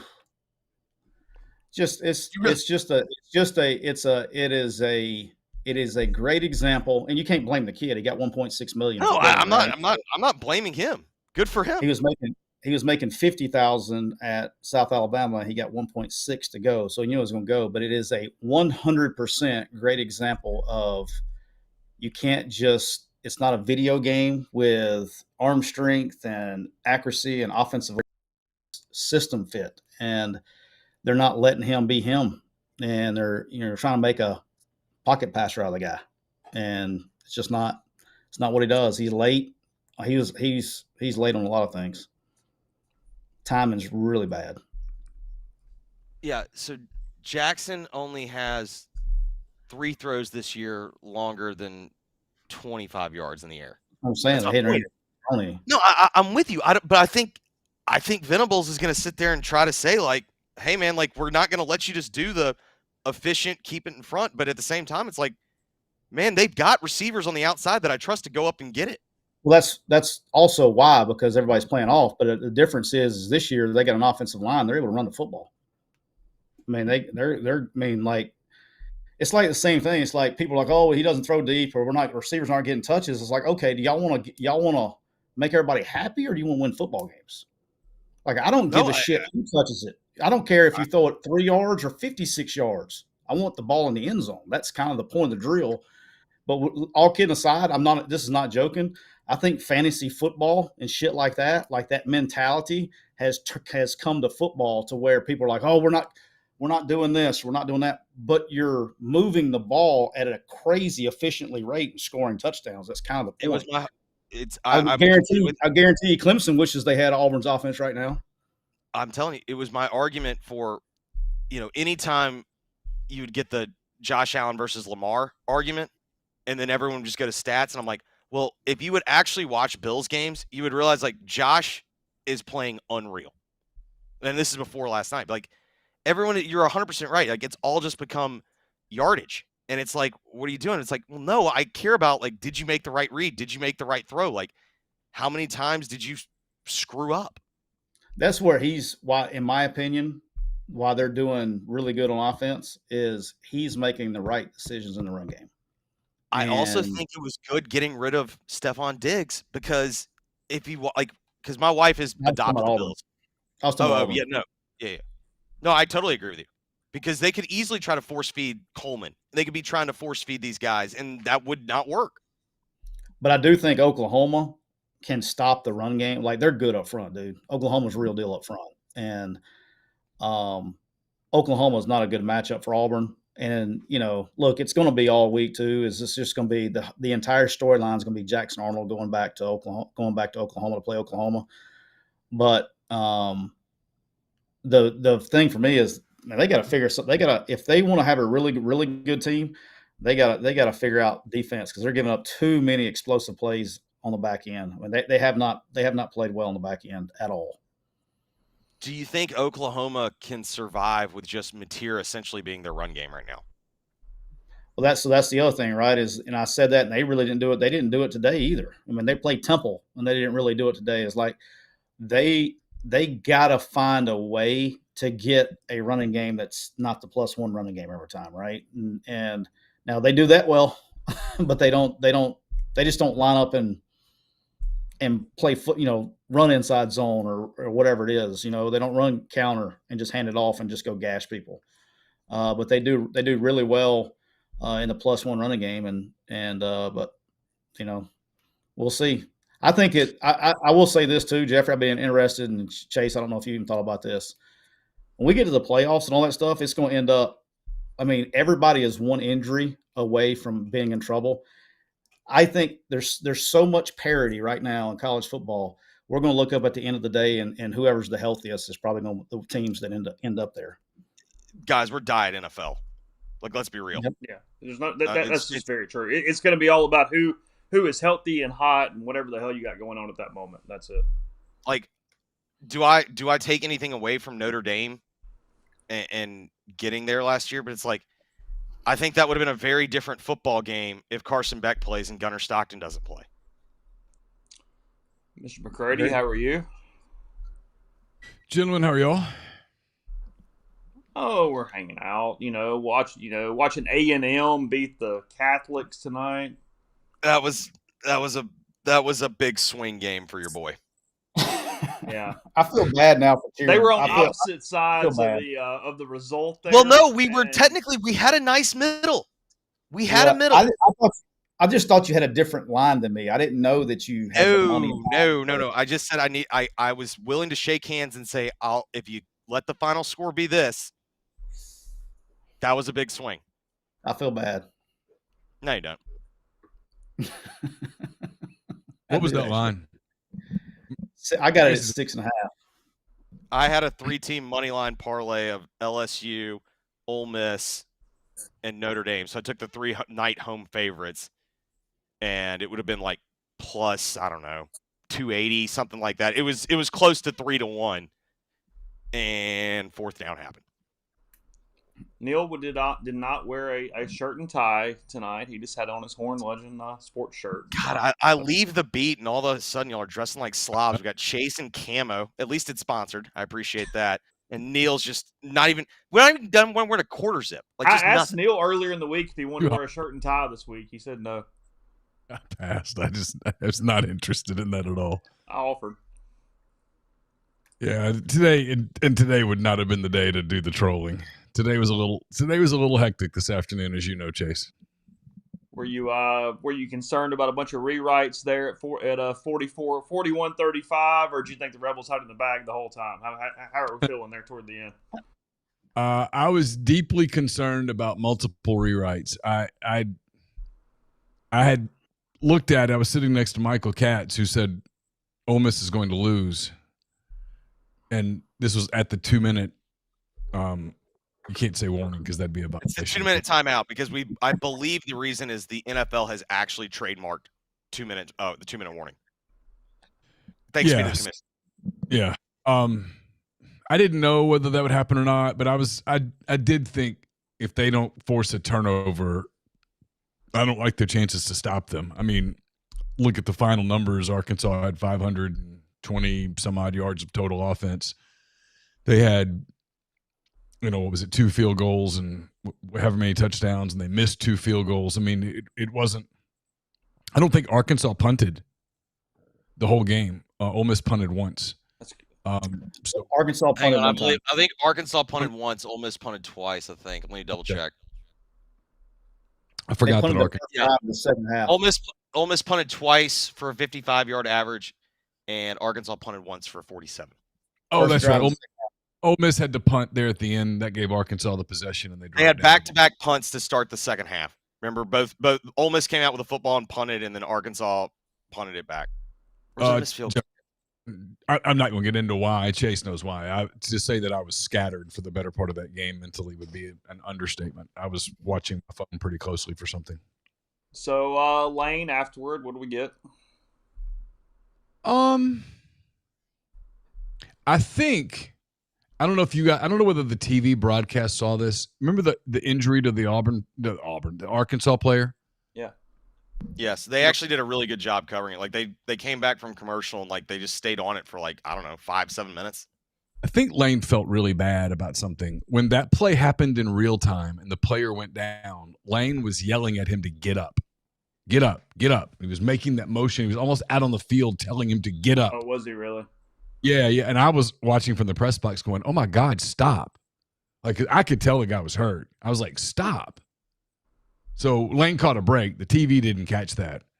I think that's why he was as almost reticent as he was in that moment. And I thought, obviously, to his point, in the moment, they were getting ready to put the game away. They were getting ready to score, and then I think Arkansas held Ole Miss to a field goal there and stayed in the game, and the rest. But the first thing he mentioned was the Arkansas player that he had talked to Pittman about it. I don't know this, but I kind of think Pittman saw Lane telling him to get up, and I don't think he was thrilled. super thrilled. It wasn't a great look. I'm glad for Lane's sake the TV didn't catch it. It was not awesome. He mentioned that, and then he talked about the decision to go with Chambliss, and he talked about the fact that they finished the game. They got to stop, and then they needed to get a first down, and they got a first down, and were able to run the clock out. So, he talked about how they've now played a couple of SEC games that kind of went down to the wire, and they won them both. Most of the conversation, as you might expect, was about Trinidad Chambliss and the decision and what, all that. He mentioned that Austin re-aggravated the ankle on the 8-yard run that he had. That was mostly it. He was complimentary of Arkansas's offense the night that Taylor Green had, the problems that Green gave them. Talked about some adjustments they made in the second half to slow them down at least a little bit. But look, it was, obviously it was one of those games that was going to come down to a turnover. And I think Lane probably thought, based on kind of what he said, that without a turnover, it was going to be iffy. And, Arkansas had positioned itself there where they were going to get that into the final minute if they were going to score, and an extra point would have given them a lead. And although the way that Arkansas's defense played, if you left any time at all on the clock, all Ole Miss would have needed was a field goal. That game wasn't going to necessarily be decided. But that was generally his commentary. I think he likes his team. I think he knows they've got a lot of work to do. I think he probably knows the defense got exposed to a degree today. But look, I'll say this. I said this a week ago or one time last week, and now I think I'm exactly right. I'm going to give myself one. I miss 9 out of every 10 things that I say about football. I think I get this one right. Taylor Green's a better player than Lenore Sellers. Oh, we've been here. We were discussing with this offense, and there's not really a lot of SEC offenses that are for sure better than what Ole Miss will see tonight. Because, you don't trust Lagway. You don't trust Sellers more. I think it's also fair to say this. When Ole Miss played Green last year, he was so hobbled. He was so banged up. They played the other kid half the game, Malachi, whatever his name was. Yeah, he was pretty fresh tonight, and my God, hats off to the young man because he played an awesome game. Really he was well. not the reason they lost. They took advantage of some of Ole Miss's over-aggressiveness. They took advantage of some bad angles. One play, they just scored a touchdown because Ole Miss was completely misaligned, and whether they ran the play that just happened to have a play call or whether Green saw that and checked into it real quick and they ran it, I don't know. But you talking about the long, like the big going towards the long run to the right. Yeah, end. they were like 4 guys short or something. It was I couldn't see what happened, but I just knew they were way short on numbers. Also, Petrino in the booth feels unfair. When he can actually scheme it up from up top.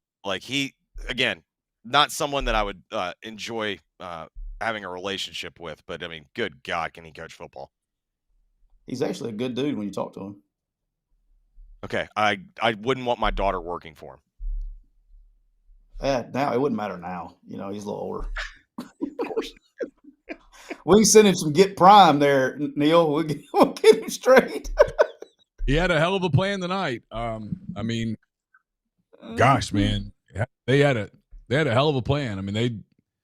They missed a couple of field goals, or else we might still be out there playing. That was a wild game. But isn't that kind of the story of tonight? Tonight's kind of it's a coach's dream. It's kind of situational football. No one was really stopping the other, but one team made 2 field goals and the other team didn't, and one team got a turnover. It's kind of sure. who you know what I mean? Yeah.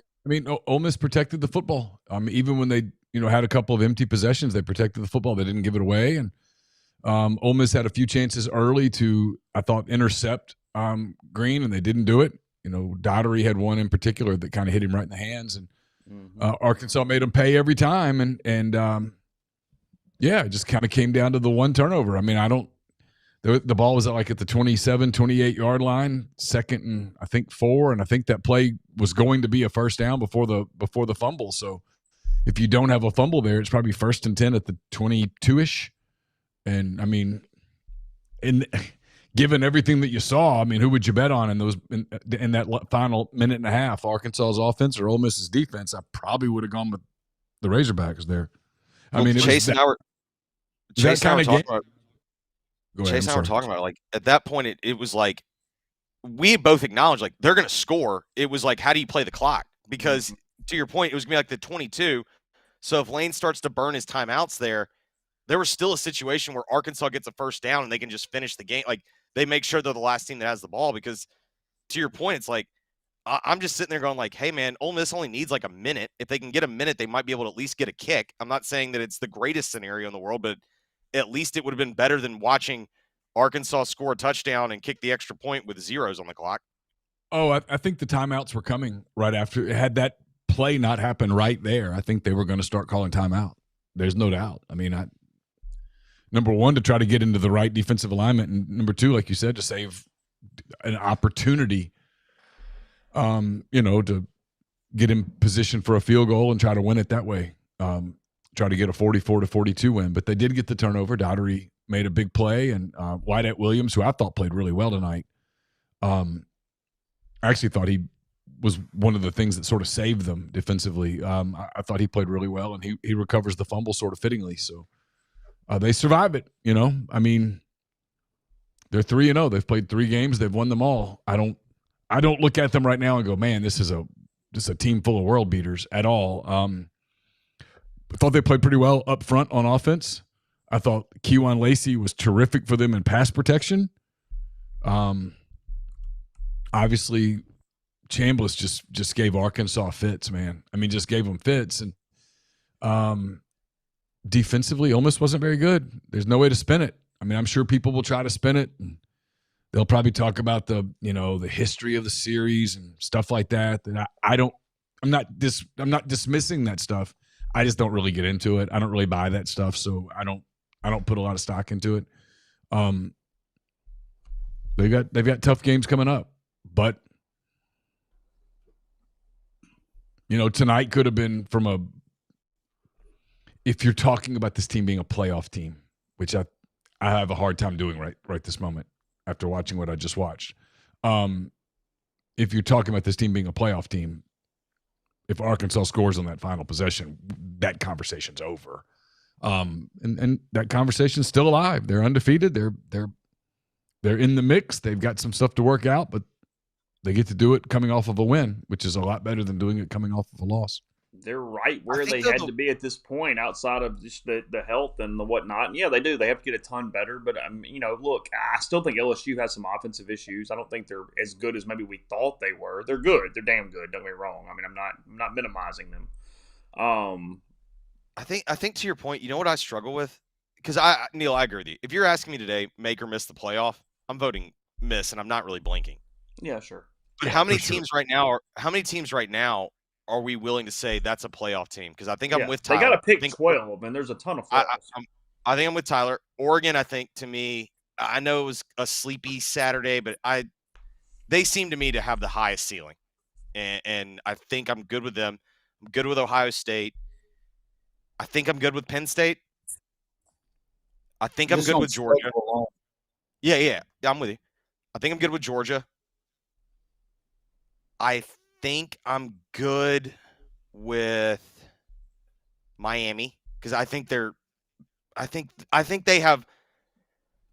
to be better than Florida State in the sense that, like, Florida State has a very specific way to win, and I don't know if that works against Miami. And I think Miami is so. I'm good with them both. Okay, so now what are we up to, 6? Yeah, I mean, and then Big 12 is going to be Big 12.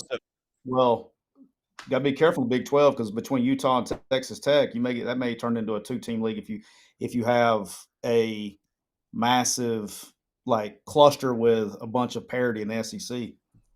Because I feel like saying the 3 games they are going to be underdogs in are Georgia, LSU, and Oklahoma, right?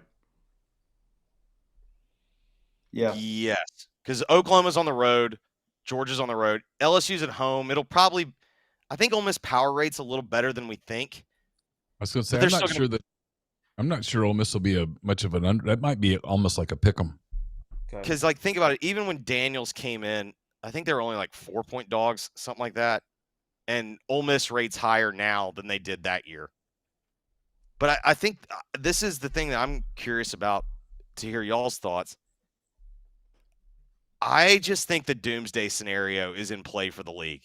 Like I think there could be a bunch of teams that are like between 10-2 and 8-4. And to Tyler's point, if Utah really like looks like they've finally gotten it figured out, and right now Texas Tech looks like they spent $1 billion on their roster. Like again, they've played nobody, but they've spent like they're trying to win. They look good though. They look good. Correct. They look good doing it. Like, listen, man, they're playing nobody, but they're shout out to the Red Raiders minus 23.5 today, cruising through 45 mil. This is my point. They're playing nobody and they're beating the fuck out of them. I mean, who did they play today? Crushing them. Oregon State, and they even waited out a rain delay to beat the hell out of them. Like they were like, oh, listen. Chase, first play out of the rain delay threw a 70-yard bomb. They were ready to go. Austin says some bloggers are saying that Deshaun Foster has been fired tonight, so that'd be your first casualty of truth. Did y'all see him, guys? Last night he got caught yawning on the sideline. I saw it. It was pretty boring. I mean, listen. I felt him, but it's like I'm not getting paid millions of dollars to act like I'm not yawning. Like I'm just watching a game because I can't go to bed. They're so bad. Is the tech guy getting fired this week? Oh yeah. I mean, I don't even know what his buyout is, but brother, if they have it, yes. Neil, did you see what happened to Washington State, who you're going to have to watch in person in a few weeks? I asked Tyler before we started the show. I go, did anybody happen to get a sneak peek at what's coming when the Cougs come to town? North Texas inched by them 59-10 today. Neil, it was 42-3 at half. They let up. Like they took their foot off the gas. Hey Neil, did you see what we were talking about for Virginia Tech? Did you see what the score of the Virginia Tech game was? I did not, Tyler. In the fourth quarter, it was 31-0 Old Dominion at Virginia Tech. Because my old radio partner used to cover VaTech, and so he sent me the guy that is the beat writer that knows. Like he wrote a column tonight or whatever. I don't know if he's a beat writer or a columnist, but like he wrote a column like it's time to go. And he's like, I know that guy personally. He would not write that unless he knew we're moving on. Unconfirmed says ESPN Bet currently has LSU -2 against Ole Miss. Yeah, see, that's about right. I would have. Yeah. I was thinking 1.5, even a pick. However, the power rating has Ole Miss with a 78% chance of winning. Yeah, it's at home. Yeah, but also power ratings don't account for if Ole Miss is playing their backup quarterback. Yeah. Hey, who does LSU play this week? I don't Anyone? know. Give me 2 seconds. LSU. We were all pulling. LSU plays CeeLa. Suddenly, Notre Dame was America's team. Is that interesting that a bar would be all pulling for Notre Dame against A&M? I think. And it's Kool-Aid, baby. I think there's obviously some. Kool-Aid this week. Neil drank the Kool-Aid this week. Oh, he's going to have the Aggies winning the title in like 10 days. It's coming. There's obviously some anti-A&M sentiment there. I will say Not this. Here. Just Chase. No, but I'm just saying. I'm saying in general. Like Chase is not the only person that has anti-A&M. If you watched that Notre Dame team last year, they actually were pretty likable. Like they had a bunch of injuries up front. They didn't really make a bunch of excuses. They just kind of played hard. They weren't the standard like Notre Dame highfalutin. They're a good team. Yeah, they're the best O2 team. Easily the best 0-2 team in America. Easily. Okay, so okay, Hugh. Okay. Hugh did that one in 2015. They're going to win. They're probably going to win 10 in a row. Okay, but you know what? So Tyler, to your fantasy football point, because I do think like it winds up changing people's opinions on players. they are incredible against the spread. And I do think what has changed a lot, like popular sentiment, is that people just start betting Notre Dame and they keep covering. Notre Dame is wildly more likable with Marcus Freeman at head coach than Brian and Kelly. there's no question that is the my ultimate, God. That has changed so much more likable than Brian Kelly. And I will say this: the cool thing about what he's done there that people went 30 years trying to do, and y'all all saw it in a different era, is they spent 30 years trying to build an SEC team and an independent. And Marcus Freeman, although it's late and we're in a different era, he's winning by running the football, playing defense, and he's good up front on both sides of the ball. So he's finally we're in a different era, right? I also think you can't ignore the fact that Notre Dame is probably one of those schools that considers themselves morally superior, and we're not going to do it that way. And now that it's all legal, everyone's like, well, cool. We got way more money than everybody, so let's just buy it, let's do it the way everybody else is doing it. Do we have a way to know if Vegas got middled by the Ole Miss Arkansas thing today? Because Ole Miss covered the low line and didn't cover the high line. Oh, I don't know. I don't know, because I would imagine the way the line fell today, I would think that they probably, I think they might have come out on top. What do we think the line's going to be tomorrow for Arkansas and Notre Dame? They don't play for 2 weeks, though, right? Oh, is it 2 weeks? Okay. No, they play Memphis. That's the real question. What is the line for Arkansas at Memphis on Saturday? Who did Memphis play yesterday? You want to talk about they beat Troy. Troy's starter got hurt like on the second possession. And Tyler, if you want to get some good film study, go watch Kilcrease, who was the backup. I do not think he threw one catchable football. Yeah, he was missing receivers by 15 yards. There's a reason he's a backup quarterback. At Troy. Arkansas minus 10 at Memphis would be my guess. I think it's going to be lower. I'm taking the over. Don't take the over with Silverfield. Did you watch the same defense I saw tonight? What did Tulane do tonight? They won by 7 and then rushed the field. They rushed the field. Who'd they play? Guys, they beat Duke, and they were celebrating their guys. And I don't know what Jeffrey's okay with it because they were celebrating and rushing the field because they beat Mensa. Oh, I'm okay with it because it's my guy Summerall. I don't care. Tear them down. Tear the damn goalpost down while we're at it. Let's go. And I'm also okay with it because they didn't tear down the goalpost. Like it was just like, hey, let's go be with our guys. You're thanking your boys. They played hard for you. 3-0. And I'm assuming got 2 Power 4 wins. And they covered. It's true. They scored late. Duke by what? 13. Ooh. I'm gonna say 7. Oh, okay. I'm gonna say Arkansas 5.5 over Memphis, and I'm gonna say Ole Miss 7.5. Okay. Oh shit! Guys, that line did drop to 3.5. That thing moved 6 points, and I know that everyone's gonna do he showed up tonight, but it's like that moved a touchdown. What was that? What did it finish at today? 3.5. Really? I had confirm. no idea. I can confirm. So it fell 7 points, 7.5 points in the week. Yep.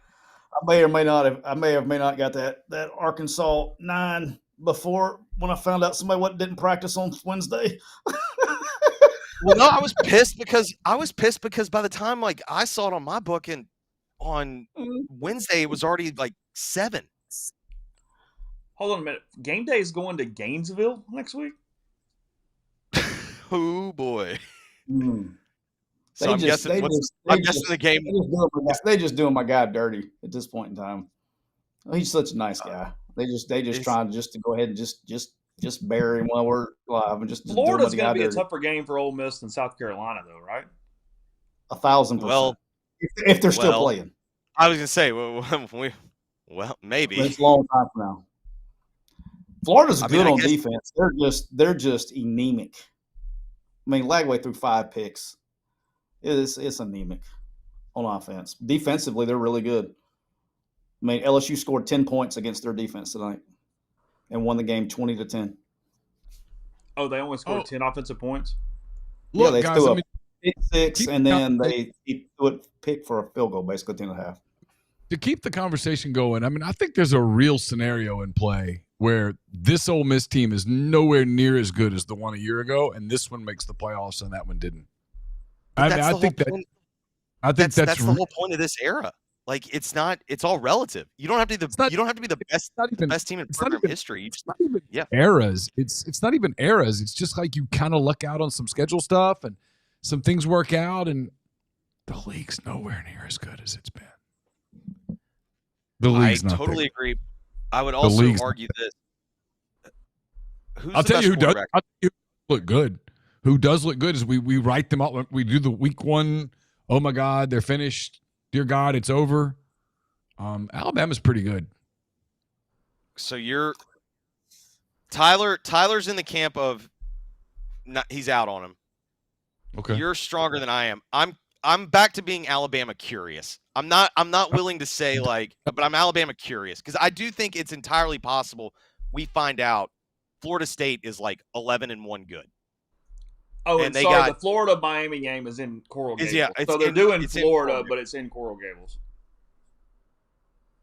Miami's favored by 9.5 against the Gators, by the way. I know what I'll be doing. Let me see if I can go ahead and get the early line in. Oklahoma minus 4.5 at home against Auburn. Hang on, I'm searching my book real quick. Yeah, just 1 second. Oklahoma what? 4.5 on Oklahoma. Okay, sorry, I was trying to find if I could actually max bet Miami yet. Where is Doors says it's simple: get to 4-0, beat one of Georgia, LSU, and Oklahoma, and you're favored to get in. MSU might be the toughest game left. I don't disagree with that at all. I just think it totally depends on who, what does Florida look like when Ole Miss plays them? What is, I mean, I think this is a legitimate thing. It's like, I have no idea if John Mateer is going to survive this season. I mean, I think that applies to everybody, doesn't it? I mean, it's applied to Ole Miss. Let's look at, that's why we're talking about what we're talking about. Yeah, but guys, I mean, I don't think Lane gets. They stole a win. Hold on 1 second. I don't think Lane gets enough credit for this. I'm going to write about it in 10 Thoughts tomorrow. And look, had we had the new model that's coming a year ago, this doesn't happen tonight, and this is a blowout loss because Simmons was hobbled. I mean, the moment he got hit, he was going to have a problem, which is exactly what happened. They went out and found a quarterback from D2 that could have gone to a whole lot of places now that you've watched him play and started and sort of been the guy. And they recruited him pretty hard, is the story that I've heard, convinced him to come, knowing there was a real chance he was going to be a backup all season long. And that decision saved them tonight. I mean, if they go hobbled Austin Simmons tonight, they don't win. If they go AJ Maddox tonight, they get blown out. I mean, that decision in April saved their ass. And it's to their credit. They went out and did it. It's why I don't do the breathless high school recruiting bullshit. See, I'm being hyperbolic now because if I call it bullshit, everybody gets defensive. Lane Kiffin has made Ole Miss relevant. Lane Kiffin has made Ole Miss a borderline power through the portal. And it's not just the top of the portal. It's not just the top of the portal. He's done it by being very thorough in the portal. He talked tonight about how he has treated their personnel department. He's tried to get it to think like an NFL scouting department. And they went out and they saw something in Chambliss. They brought him in, and without him, they're toast tonight. They lose tonight with a hobbled Austin Simmons or anybody else. They lose tonight. Not only do they lose, they might lose badly. Like stadium empty, late third quarter bad. But by going out and making that decision, by getting that guy, It's just it speaks volumes to what they're doing over there. Do they win tonight if they don't pay a kicker? I mean, it helped. Yeah, I mean it was a 36 and a 23, but I mean I definitely get your point. I mean, I would like to know. I bet Arkansas's kicker didn't cost as much as Ole Miss's kicker did. No, I mean Ole Miss went and got a borderline All-American. But that's to Neil's point. It's not just about the top of the roster, or top of the if you want to talk about the salary cap. Like it's those players. What'd you say? No, if they were a baseball team, they are a baseball team that is picking up wins on the fringes. Yeah. They're the Rays. What was the comment about the kicker, Siski? I said I refuse to participate in any conversation about kickers. Oh. Just out of principle. They win games. Kickers are people They too. lose games too. College kickers are better.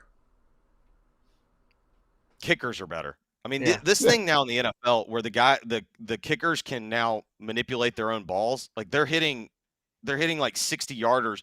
Like I saw Aubrey hit a 58-yarder and he took like a wedge shot. Like he just like flicked it. Uh-huh. Yeah. So, yeah, I can't find an early line yet on Ole Miss and Tulane. The power ratings are showing Ole Miss minus 8.5. Let me look. DraftKings usually will put up early lines. Let me see if I can get a DraftKings line. I was going to guess more like 10.5, 11.5. It's still an SEC roster versus a non-SEC roster. In case you wonder what I'm doing, I'm loading all the video from tonight into our system. It's fine. All right, week 4, we've got a Miami early line. We got a few, but I don't see Ole Miss. I do not either. Yeah. Probably waiting on Simmons news. My guess is that Simmons is unavailable next Saturday. If he re-aggravated it, and Lane said that he did. Well, he looked terrible. I said this early in the show. We probably got new people listening as we get ready to close. I mean, he looked terrible walking behind the band at halftime or right before halftime when he was just trying to walk. Bad on the field. Like, Well, he didn't he like. He got tackled by injured ankle on the one run that he had. Uh-huh. That's what I was saying, Neil. On the TV copy, on the TV copy, I think it got the other leg. I don't even think it didn't even hit the left leg. That was the whole thing. That's why I said earlier, something tells me it's not the ankle. Yeah. Because the ankle didn't get hit, the one that's hurt. It was his, he got tackled on the back leg, on the other one, the right leg. I told you guys, I was told on the field in Lexington that it was ankle and hip. Oh, that makes sense. That's what I was told. I wrote it. I've said it. Let me tell you how you shoot that hip. Y'all know how you get that hip shot? In your ass? True. Right. There's a needle that's about this long. You go to a radiologist. Or literally a horse needle. I've had two players. Shout out to my guy Alan Muse, Savage, and I can't remember what Preston. I can't remember our running back's name. We had two players at Arkansas State that had to go get this shot. You go to a radiologist and they put you up in the stirrups like they do the ladies, and you get it one about that long right in the taint. Oh. Oh. Get you some of that. But you can play. Hey, they get it on. So you get it on Wednesday, and you don't practice Wednesday. You don't practice Thursday. They look like they need to be in a wheelchair on Friday, but Saturday, dog, they come out there like thoroughbreds on Saturday. I mean, if the needle's that big, they might be shooting them up with horse steroids. It's a cortisone shot. So what do they feel like on Sunday, Siski? What's that? What do they feel like on Sunday, though? No, you're good for like 2 weeks. It's every 2 weeks. Oh, you do? Yeah. So you've had a player get multiple of these? Yeah, I had one do it the whole season. Oh, good God. Yeah. Yeah. That one's bad. And then I had one that got a shot in the mid, like he had like plantar fasciitis. And I'm not going to say the player, so I'm sure we don't have to get anybody's HIPAA. But the team doctor was like, Coach, he's like, Coach, every time I go in there before the game, I'm trying to tear it. Like I'm trying to poke it to tear it. Because if you tear it, the pain goes away. It feels better. And that makes them flat-footed, but the pain goes away.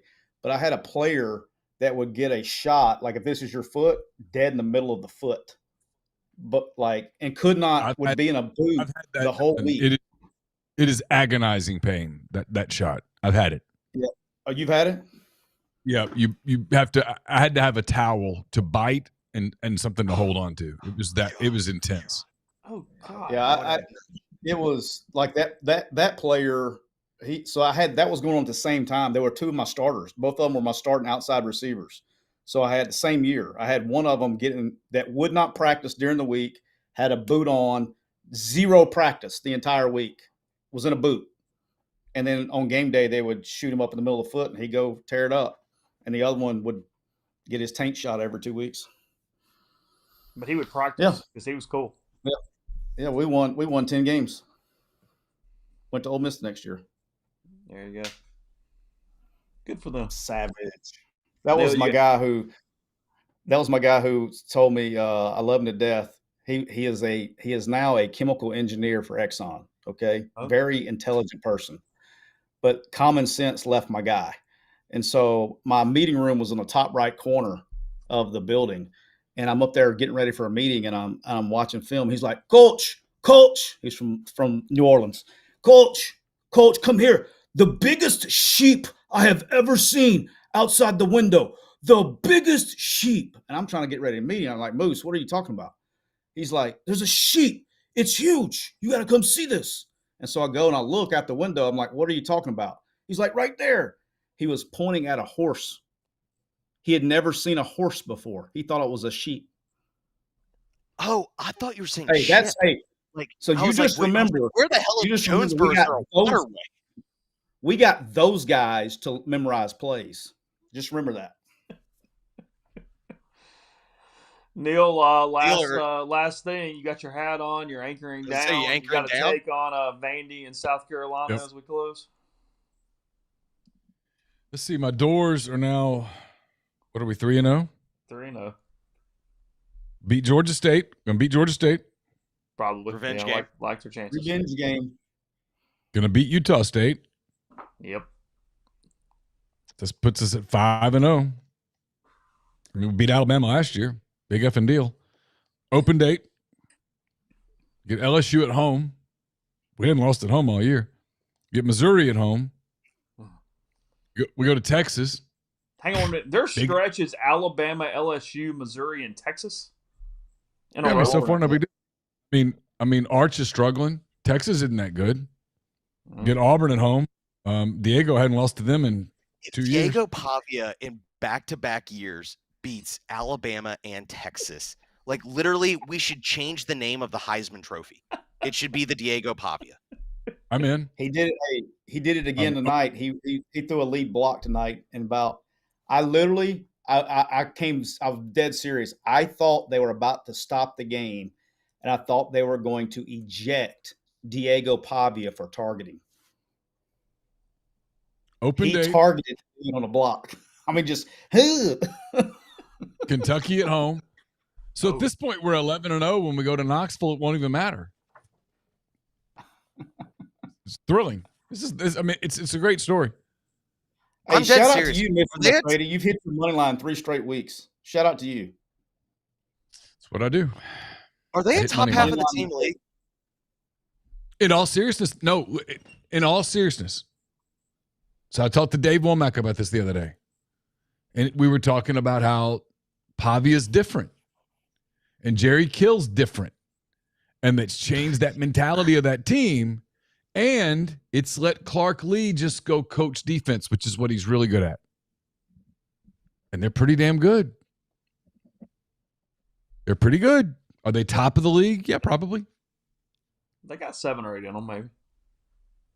I mean, I wish All jokes Vandy aside. had Missouri schedule. Like, what if Vandy had Missouri schedule?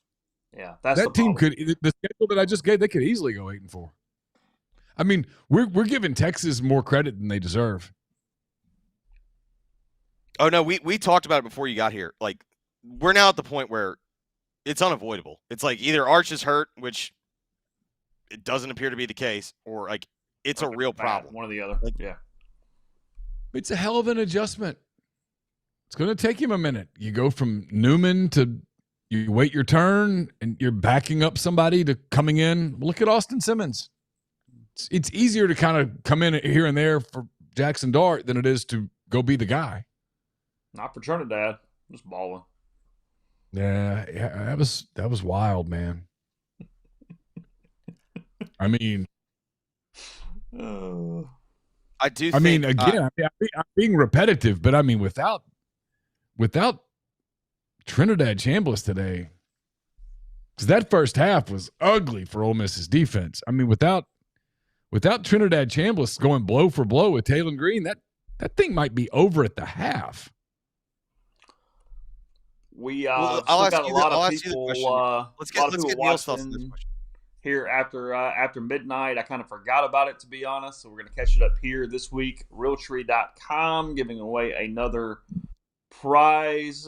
What do you want the word to be, Neil? What are we messaging this week? What's the word?